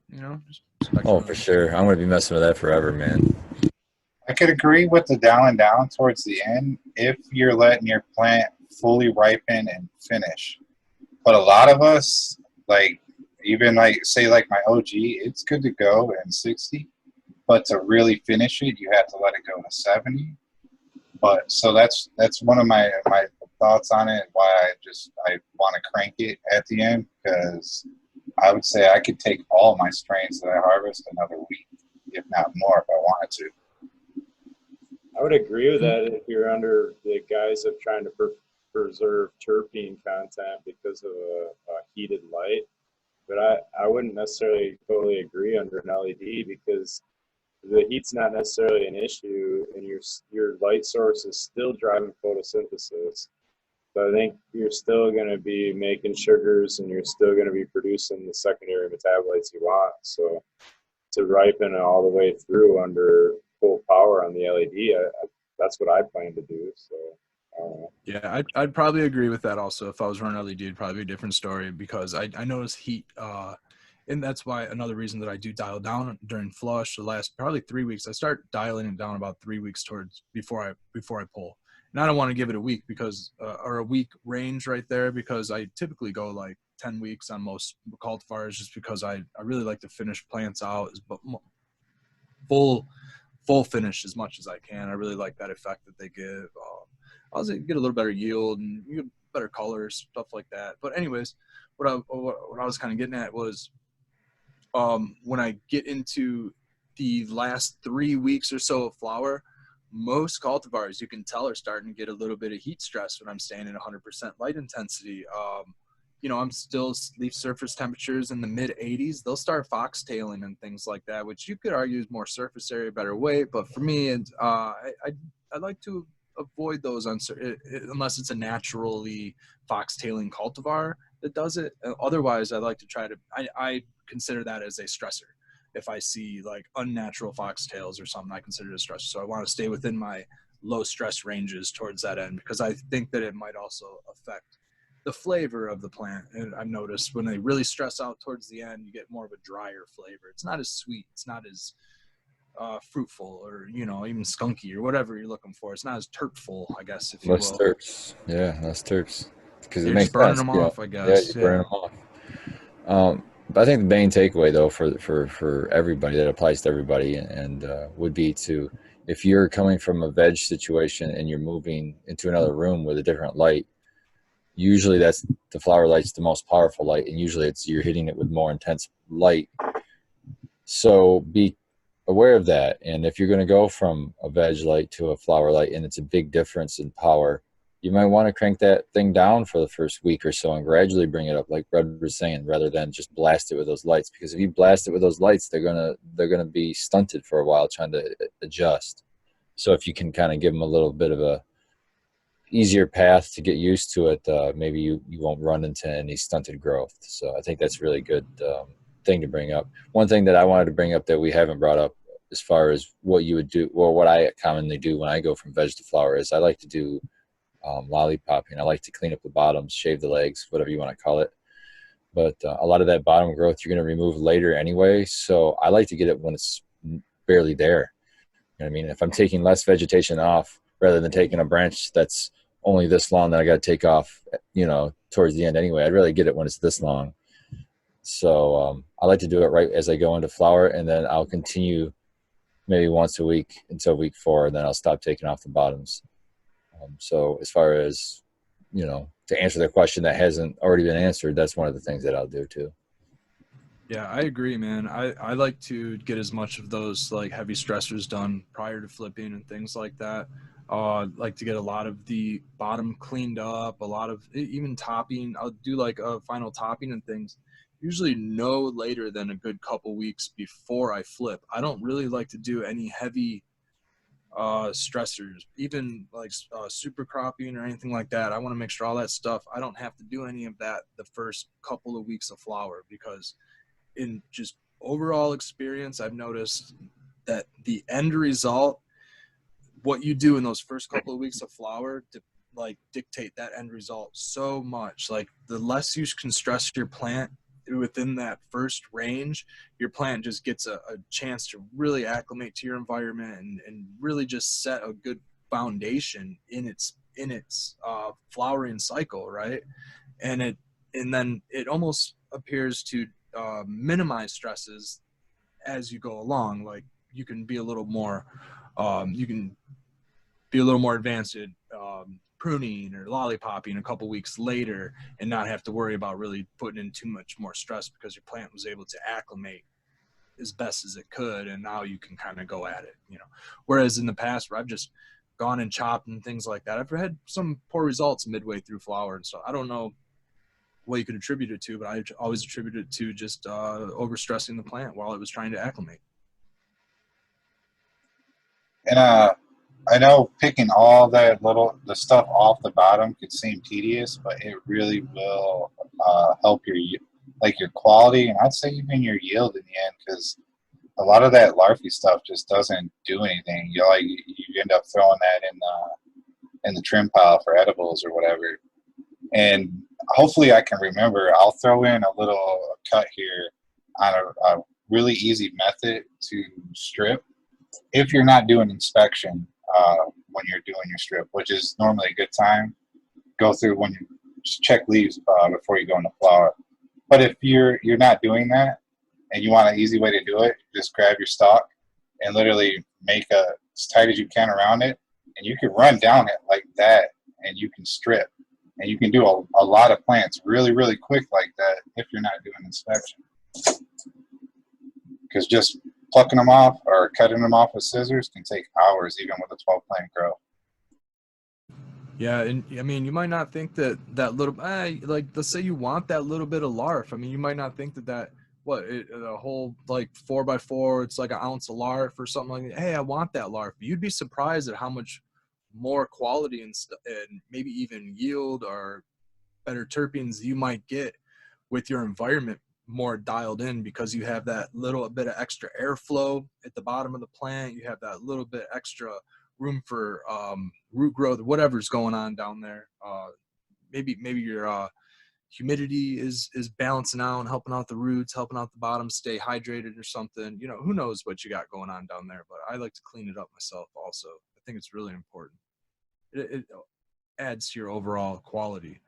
I like for quality. You know, I'm not so much for yield. I want quality.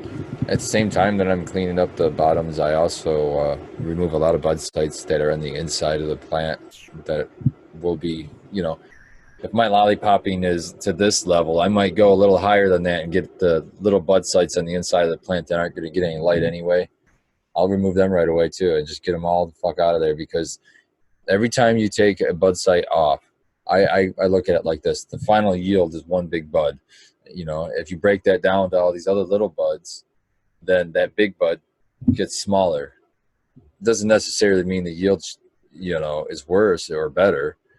But if I've taken those little bud sites off that aren't going to get a lot of light anyway and aren't going to photosynthesize at 100% of their capability, what I'm trying to do in my head is remove the sites that are inefficient.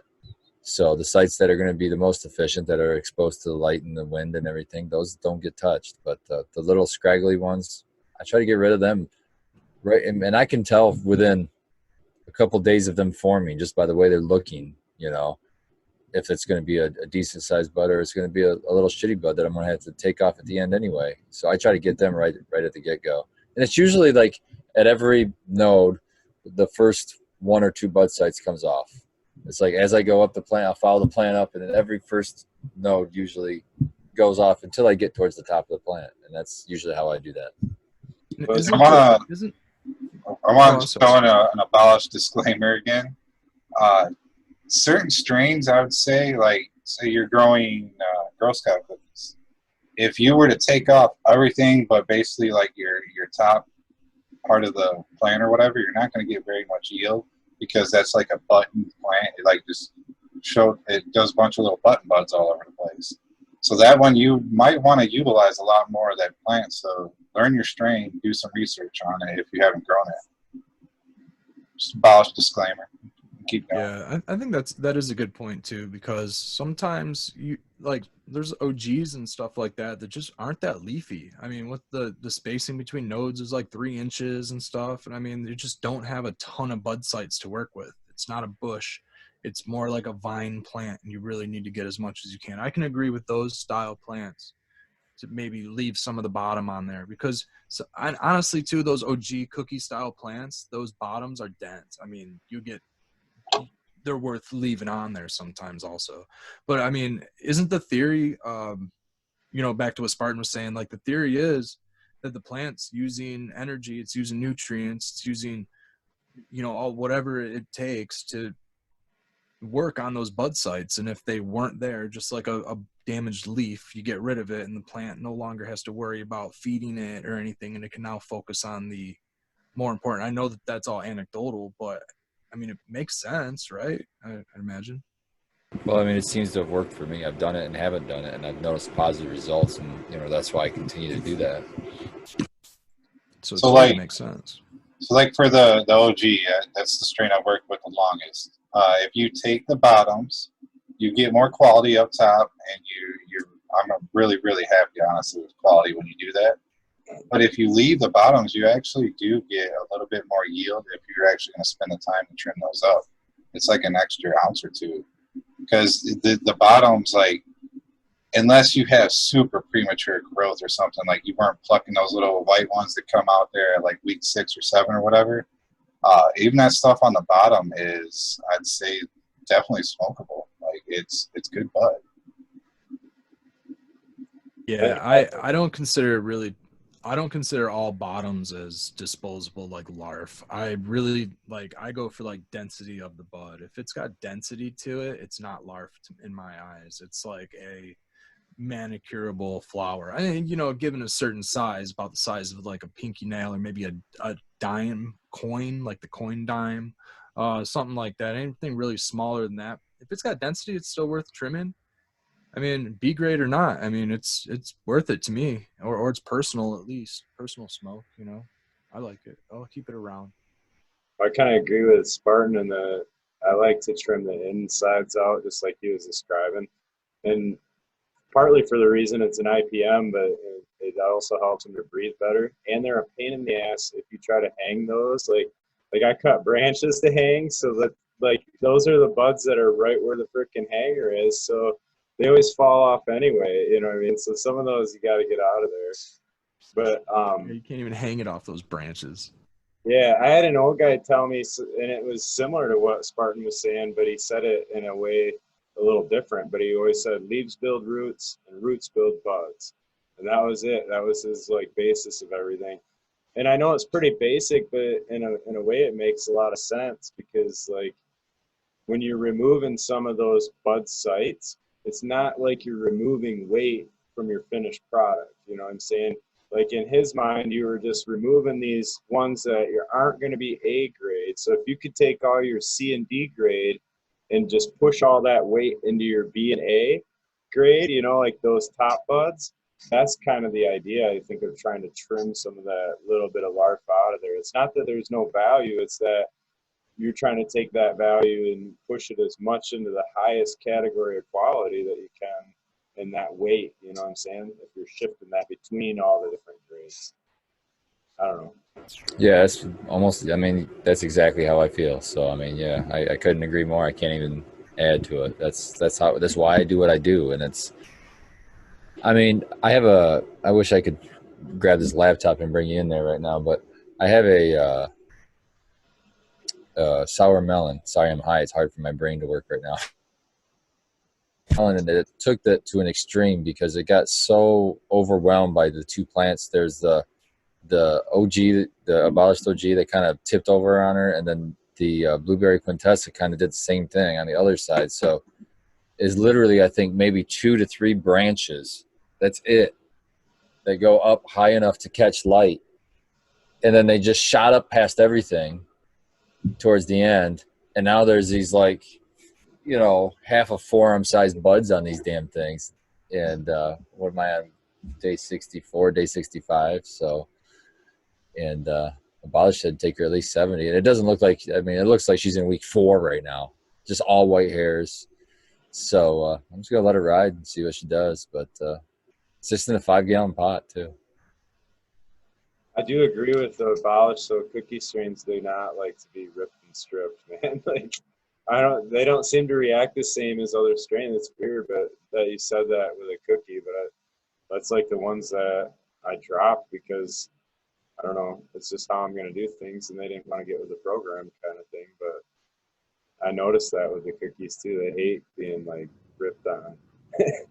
I always like I'll hand prune for the, like most of the time I'll hand prune I think, but like sometimes when I try to pull down, anybody else like when they're like I'm also like trying to like strip them down, or even if I just try to pluck one leaf and you're pulling it down along the stem, like you get like that gnarly hangnail where it's just like, I hate that. oh man, you're like, oh, what did I just do to my stalk? You know, And that's strain dependent too, because it some totally strains is, like yeah. GG4 is the opposite of that. I can breathe on it and a leaf will fall off the damn thing. It's so like fucking fragile, those leaves. But there's like giant leaves on small, you know. It's just like snap, snap, snap, snap. I love defoliating that plant, but I saw a really cool they look like finger condoms. They're two condoms and you put on your finger, and it's like a little silicone one on this one. It's kind of got a little abrasive on it, and then the other one's got a like a gnarly thumbnail on it, but it's like a metal blade, and you can actually blade your, and I was like, oh, that's dude, genius. That's awesome. I need a link to that because that'd be Yeah, cool. I gotta find. I should have saved it, man. I was like, oh man, and I didn't save it, and now I'm thinking about it. But dude, Smiley, awesome. thanks for bringing up the awesome point of undercarriage stripping and being a great IPM, because I think that that's one of the another excellent reason aside from airflow. I mean, IPM is. I mean, if you have fungus gnats or root aphids or anything like that, and it's just impossible to eradicate, you can manage your garden at least with a nice clean bottom end. Like if you're really having a problem with those things and you can't get rid of them, clean your bottoms and then go at it, because then put a fan there set on high. It'll just fucking beat the shit out of them by air. Yep, and you'll never have an issue with them getting in your flowers, and then you can really focus on eradicating them, because that's a perfect transition into our final subject on the pre-flower is what we do for IPM during it.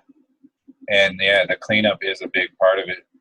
You don't want any kind of branches or bridges from your soil up to your plant in any way possible. Because you got to think about a bug. The distance, if you're the size of a bug, is really, really far from the edge of your pot to the top of your canopy if you're all cleaned up.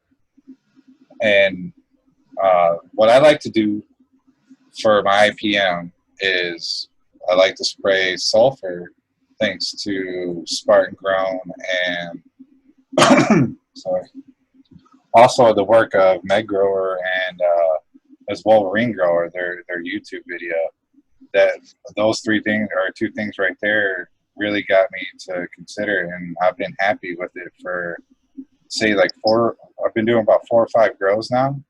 And basically the reason for it is to stop PM for one, and to have that, think of it like a barrier of sulfur to stop, like it's good to resist spider mites. I'd say that's about it, but still hell, spider mites and PM, I'm all about it.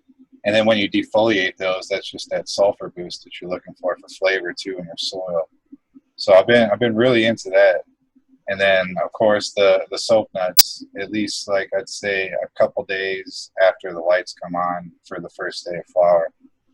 And then after that, nothing. Other than definitely predators. I like, if you can afford to get predators each time, that's cool, throw them in there.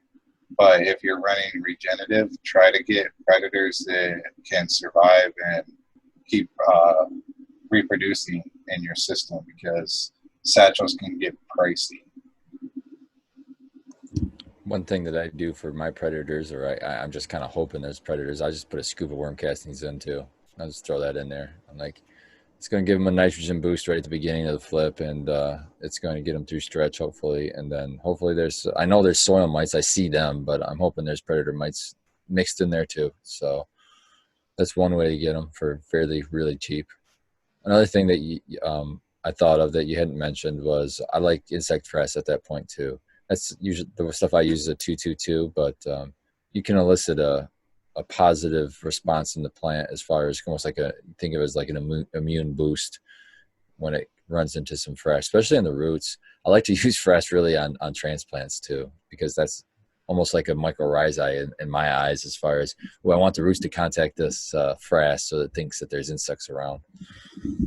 I'd also say, like, through my data and stuff I've gathered from my friends that I respect, that it's a flavor boost, because whenever I've had like even a slight bug problem or whatever, like a couple bites on the plant, like your plant responds and creates like, you know, monoterpenes and stuff like that to repel those pests, and you just get a little bit more funk.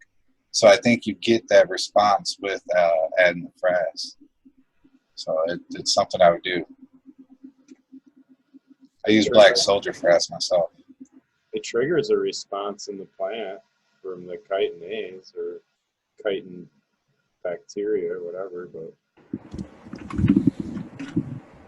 Yeah, and then for that frass to be broken down, microbes have to produce an enzyme called chitinase, like what you just brought up.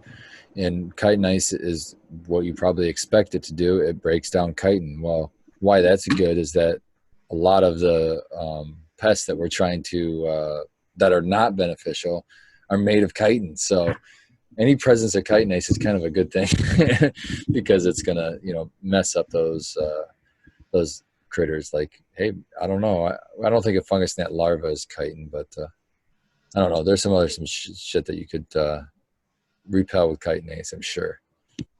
it triggers a immune response in the plant, but it's I believe it triggers like the formation of a thicker cell wall.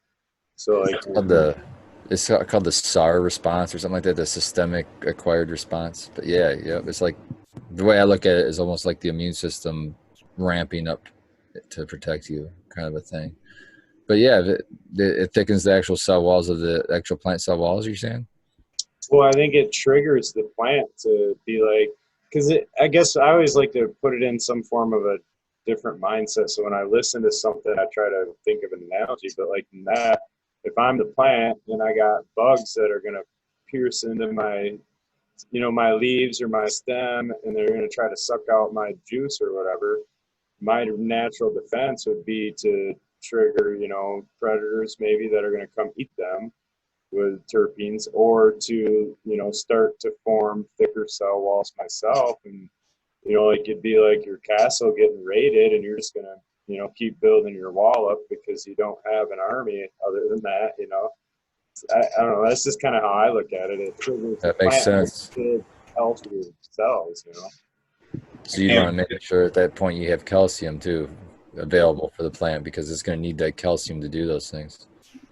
Exactly on my point I was about to say is one of the biggest defenses we have is a healthy plant, you know, high breaks plant, you know, the John Cena theory. You can't see them.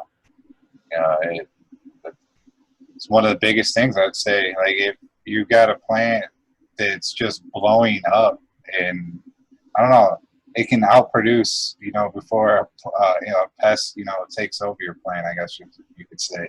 Because I just experienced that one grow ago in the Frugal Forest build with the thrips. Those plants could have completely finished. I chopped them because I seen, you know, 2 thrips. But you probably saved countless harvests because of that. Yep. Yeah, I haven't seen any other signs since then. I think I got it. And that room is getting deep cleaned and reset tomorrow. That's the thing right now. Even at work, we've got some thrips, and we have some, I'm confident, tighter biosecurity than most home grows anyway. So you guys out there listening, be prepared for thrips this year. This seems like a year for thrips. It's so freaking crazy how they can get in there, dude. That's insane. That has to blow your mind. You guys do all kinds of crazy shit too. Yeah, it's just, it's like nobody is immune, that's for sure. That really makes me scared because we've already had our windows open a couple times, and those little fuckers will get right in through your screen. My neighbor's got a mulberry tree. It's the worst, man. I've noticed spider mites blooming up in areas in my grow too. Just even like a few weeks back, we had some warm spells and cold spells where, like, every time it warmed up, all of a sudden I'm like, you know, doing the weekly inspection, like, what the hell? There's like these spots I see now all of a sudden, you know, and you're treating or whatever, but it's like, you know, they just all out of nowhere when it warms up, they're fucking there. I don't know what it is, man. I do my spot checking right when, like, we get all this rain and stuff like that. It's inevitable. The building has been in my possession for the last, like, 5 years now, and every summer, every season, this end of March, April, maybe once or twice, I'm going to get water coming in my building. It's going to come in I don't know, for whatever reason, I got a high spot, a low spot on my foundation, and I get a little bit of water that comes into my rooms. And thank God I didn't have any like plants in my bedroom this time because I couldn't tend it on that first day. But I try to get that stuff out of there right away. I'm afraid it's going to wash in any kind of little mites or anything that come in from the ground. You know what I mean? Yeah. Always bleaching up after any little flood. That's for sure. So that's IPM. If I get something like that, this is a good time of year to just stay clean. I try to keep my dead leaves off of the ground, out of pots, out of the cocoa. Like Abolish was talking about. I try. Man, we got less than a minute. Maybe Yeah, we we'll be right back, Groskies, with the rest of IPM and closing statements. Yeah, baby, yeah! And we're back. We were just touching on IPM for your pre-flower. Anybody else got any other tips and whatnot for the Groskies out there on that? Yeah, I guess I'll just finish off where I was rolling with that. It wasn't too far because I don't do too much I don't do much spraying or anything in bloom. So I try to just keep my room real clean and try to do all my IPM, late veg and stuff.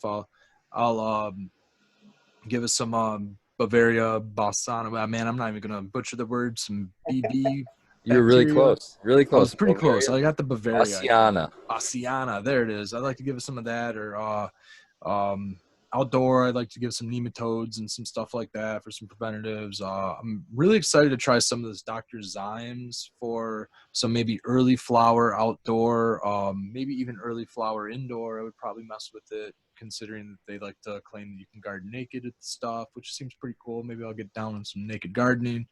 Other than that, man, I don't do a lot of heavy like IPMs. Like I said, I like to clean up my plants and just keep my room real clean and go from there.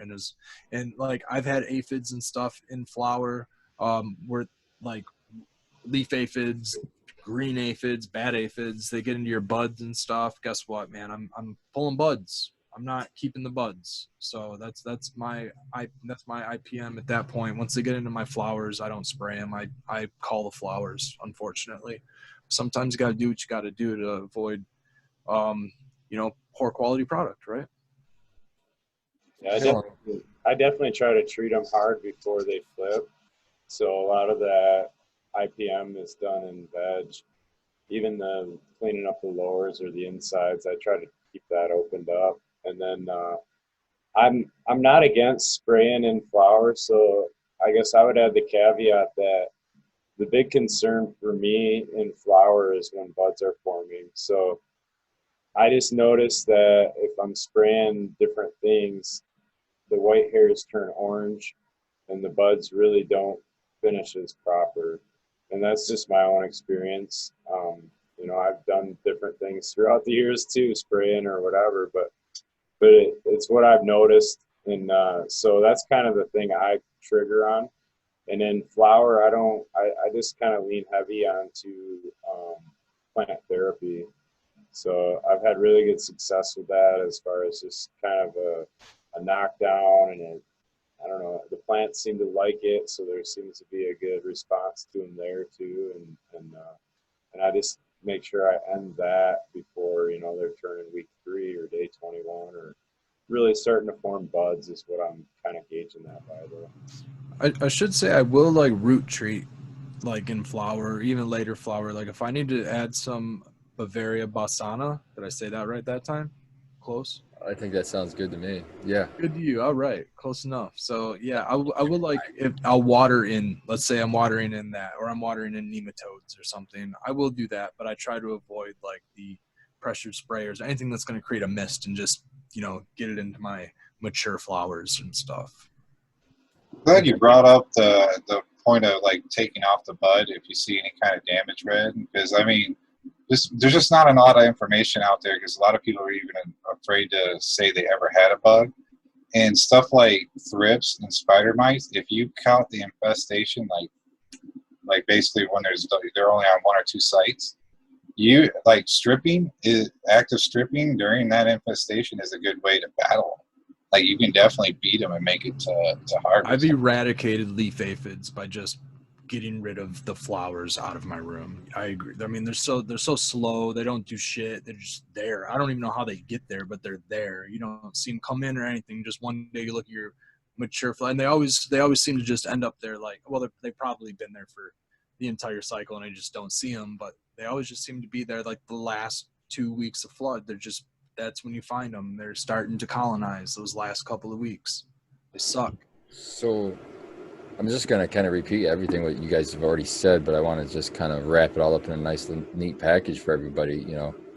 So basically what you're saying is, you know, have a scout, you know, once a week, take a look at your plants, take a look at your leaves, you know, spend a little bit of time, at least once a week. If you see a problem, like you see signs of bug infestation or even a bite or whatever, or even a questionable leaf, just pull it off. First thing I do is I just pull the damn thing off. You see it a lot better when you hold it right closer to your face instead of trying to let it flop in the breeze, and who knows where it's spreading things. Another thing is I always have at least a 5-gallon bucket, if not like a little trash bag nearby. So if I find a problem, that's where it's going. It's going in that bucket right away, trying to somewhat contain the problem. And then I'm going to do like what Abolish said, strip. I'm going to strip all around that whole branch because I'm just going to assume that most of that branch is probably infected too. If you do things like that, like Abolish said, you could beat them with like a physical deterrent, just doing something like that. You could get super lucky. And even if you don't beat them, you can at least control them.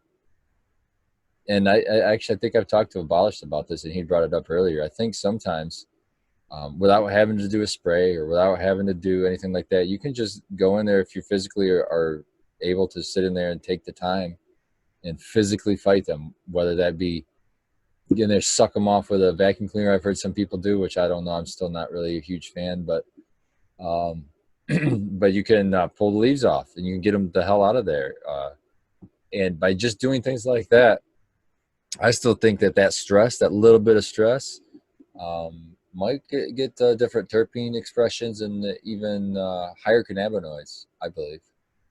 I'm not saying to legitimately go look for pests, but what I'm saying is it's not the end of the world if you get a pest. Every gardener eventually gets a pest if they're a gardener for very long. It's not the end of the world, and sometimes it turns out to be a happy accident that's better. So if you don't panic, and you just the first step is just to remove the problem. If you see bites on the leaf, there's probably a bug there. Just remove it, and then you can go from there. Yeah, and like another good physical way, like if it's outdoors, spraying your plants down almost daily with just regular water is a great way to just knock off anything that kind of accumulated the day before or overnight. You know, if you go out there in the morning, and this is obviously in August, or I'm sorry, this is in like June, July, or you know, early flower and stuff like that. You know, you could probably get away with it a little bit in late flower, but you might damage your buds. I wouldn't worry about getting your plants wet, but you might damage your buds. But you know, hit it with a hose every day, you know, and just knock your aphids off, knock off whatever flies are buzzing around and stuff, you know. But also outdoors, it's important because that actually cleans the leaves a lot, and you get a lot of dust and shit on your leaves. So you're just basically like making sure those solar panels are clear, so you don't have any obstructions. So it's not really a bad idea. And a tip for early inspection to really make sure you notice pests early is don't write them off as being some dumb bug. Think of them as like they're just as intelligent as you, and they're going to hide out in, say, the back corner of your tent where you're not hanging out, or say like the middle of your 20 plant, whatever, your lighter. You know, they're going to hide where they see you're not most active at. So always be looking in the middle of the corner. Yes. You got like low airflow areas, they're there, you know. That's where it starts. If you see them on the outside, there's already a ton of them in there. Yeah, airflow is a blessing and a curse because it can physically keep things out, but it also spreads things awful fast when they get in there. So, yeah, oh god, you know. dude, like mold spores or mites, dude. Yeah, man. I always think about that, like especially when I'm like cleaning up after a harvest, right? And I'm all done, and then I got all these like root balls and stuff, and I'm taking them back.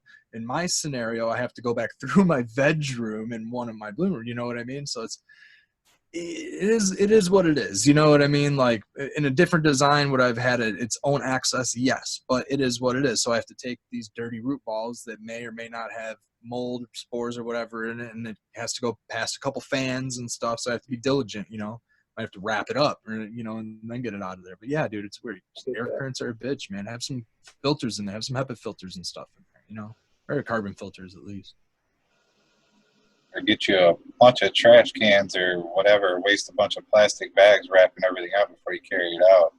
Yeah, I Damn, try that'd be not a to do bitch. that. Yeah, exactly. That's really the only safe option is to bag them up and seal them off to get them through. And I've I guess also we done give the that, but I try options. not to. Like, I know we were testing. I don't know if it's going to be a product or not, but we were testing for Royal Gold, a twofer that you use the bag, you grow in the bag that they come in. That's right. I remember you doing that. And I know Roots Organics has products like that. So something like that, where you could just roll that. When you use those, you just open it up at the top and you roll them down, and those are your pots. But you could just harvest, roll that up, and now you're just walking out with a bag. That's an excellent point. That is really good. That might be something I might have to look into also, depending on how, supply chains go with pots and things like that. So I agree, man.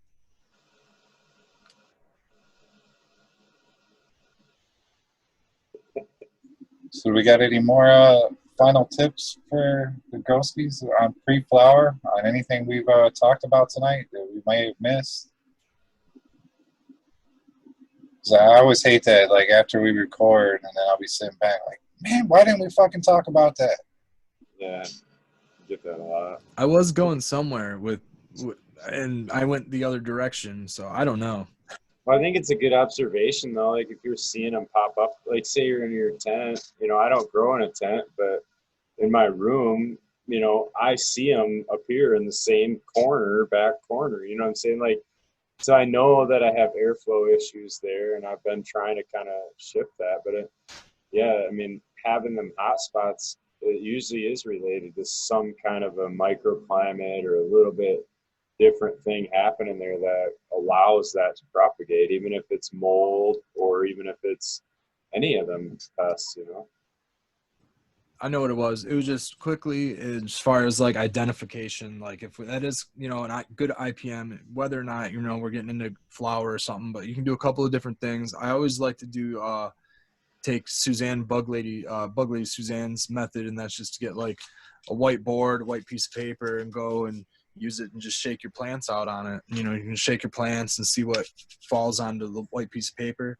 Get sticky traps. They have 1 inch. They have little black squares all over them. You can kind of count how many of you can use those as a identifier to see frequency and infestation rates, I suppose. But yeah, there's a ton of different methods to be able to, and just visually scouting, just going through and just checking your plants, eyeballing. What you're talking about is that I sat there that same presentation and listened to the same thing. She called that a bang board because you bang the board. plant, There it is. Yep. bang the plant on, and that's super effective with thrips because they don't do a real good job of moving around real well. So when you fucking smash when you do that with your plant, that they come off real good. And what I like to do is I like to use the sticky traps for my bang boards. So if anything falls, it sticks and it doesn't just roll off. But you gotta be careful not to get your plant in it though. So there is a downside. Or your arm hair or your beard in your case. Yeah. A good way to scan for thrips that I've actually learned this year is if you have a good camera or whatever, even your phone camera, you have a good white light. Literally just go across if you can get overhead view of your canopy, go across your canopy slow like this, and then rewatch it on video, and you can spot those silver streaks from thrips right away. Stick out like a sore thumb. That reminds me of something that it just clicked. I'm in my mid 30s and I've been using like cell phones and smartphones even for like the last decade plus. And cell phones for longer than that, but like, you know what I mean? I just realized I could just stick my phone in there and like, because my eyes are getting a little bit bad and I could just take a picture of the leaf and then zoom in and see what the hell I'm looking at. It just dawned on me. I saw somebody doing it. I'm like, oh, I can just take a picture of something and then zoom in if I really, really needed to, and I can't. I do that, dude, all the fucking time. I do that, and I even have a clip-on lens I got from Oakley, so that it's got a macro lens on it, so I could get all in and get like trike shots and stuff. And that's how I check my trikes. I just get a really close picture and then get it really clear, and then after I take the picture, then I zoom in on it, and it works perfect. Yeah, I'm trying to come up on this technology thing. So yeah, that'd be a good thing, Groskies, is to get a scope and just thoroughly check your plant. You want to flip with a healthy plant with no problems. It's another one of those things we would have missed. Yeah, and or like a simple jeweler's loop or something would even probably suffice. Kind of a must. I've got 2 jeweler's loops, and I got that Oakley thing. I love that Oakley thing. I might have paid $20 or $30 for it and it came with a wide angle lens too, but I just used the macro lens. Yeah, identification is real important, especially if you're going to treat with the specific, oil or something, that might, the difference between fungus gnats and root aphids is a huge difference depending on what product you're using. Go ahead, show that off, Spartan. I was just showing it. It works on every phone. It's just a clip, so it'll clip on your phone, and it just puts that lens over top of your lens in your camera. Yeah. And then I just love it on the phone because you can just sit there and zoom it in and get it perfect. You just put this on your camera, and instead of using your camera zoom, you just go in and out like this, like physically go in and out until you got the right zoom and take the picture. And then after the picture, as long as the picture's in focus, when you zoom it in, everything's still pretty in focus. There we go. I like that, man. Like it was like $7 maybe online. It's just the simple jeweler's loop, but there's the small one's 100x and the big one's a 60x. So, I mean, it's cheap enough. There's really not an excuse not to have one. I got mine stuck to a lanyard over here, but it's right off camera. One day we'll have to just do a what's in our tool bag show. I bet we could do a whole show just on like a couple little items that we have in our basic tool bag, Who's the biggest tool bag? Mine's maxed out, by the way. It's just so much shit packed in that, carried everywhere I go. All right, guys, I gotta go. It's getting late for me, and I gotta be at work in the morning. We're bucking all day long, and maybe trimming for the first time with a machine trimmer. We'll see how that goes. Like sheep shears? That's a twister trimmer, and he did one test run with some product that we had set off to the side. And he said it trimmed awesome. So I don't know. I can't wait. Yeah. If it works like he was saying, it's gonna be fucking badass. We just gotta keep it clean, I guess. That's gonna be the fun part. So you want to go ahead and sign off for us?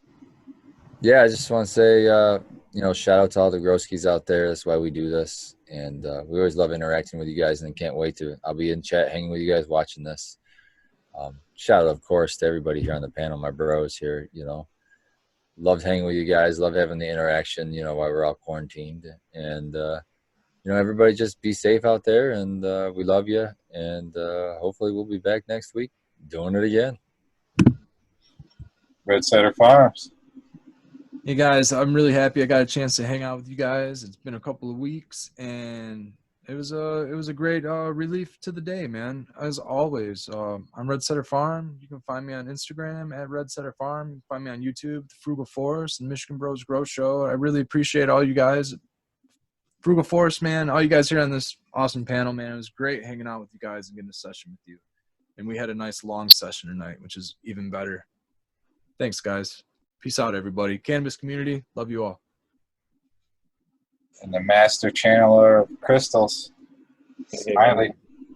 I'm Smiley's _garden on Instagram. And I guess this week I'd have to give a shout out to my local grow store, the Grower Outlet. They're part of Horizon Hydroponics, but so if you're on the west side of the state, that's they kind of are big around there. But through all the turmoil, they managed to get some hours, do some curbside pickup. They're doing everything they can to make sure all of us got what we need too. So I had a light blow out, and I don't know. It was kind of dreading when you're like, oh crap, who's open? And to find out they were there for it, they had it in stock, got me rocking and rolling the same day. So appreciate you guys. Dude, I gotta come back one more time like I always do, and I gotta shout out Eagle Gardens for allowing me on his little show, fucking talking shit with Eagle, which was awesome. Check that one out. I think we got Skilbo on there already. We got Sequence on there already, and hopefully everybody else is gonna get a chance to get Jack Greenstock on there. Shit talked with Jack Greenstock was on there, and he was on there last night. Man, that's turned into an awesome little late content show being aired at like 11:30. Shout out to my homies over at New Standard. I'm the voice on their audio prompt system when you give them a call and you got to go through. So sorry, man, I didn't want to take that any longer. I just felt the need to shout those guys out because They rule, man. Peace out, guys. You're gonna blow up their phone system just because everybody wants to fucking hear Red on there. Yeah, definitely shout out to the OG Wee Nerd Eagle. He gave me a really nice shout out last night. Appreciate that. And his show should line up perfectly. Like, I'm going to say come on probably half an hour after this one ends or right after this one ends. So yeah, go check that out. As far as shout outs, I definitely got to shout out the Frugal Force Council here. Love you guys. The force is strong to all of you. And I got to shout out the Groskies, the Michigan Bros Grow Show. And I also like to shout out my sponsors, Mantis Genetics, Bad Bunny Nutrients, and Easy Swap Pots for always being there, hooking me up with my custom builds. I'm really picky. I don't just want what's on your website. That's a fresh looking bag right there. They're nice. Dude. It's like a little planner, man. It's badass. I love it. It's the frugal bag or whatever. Yeah. The Frugal Force Swap. I'm going to trademark it now. That's sweet. And on that note, may the Frugal Force be with you. Oh. I hate goodbyes.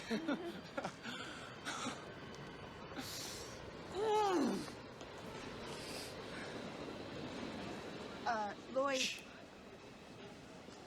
Just go ahead.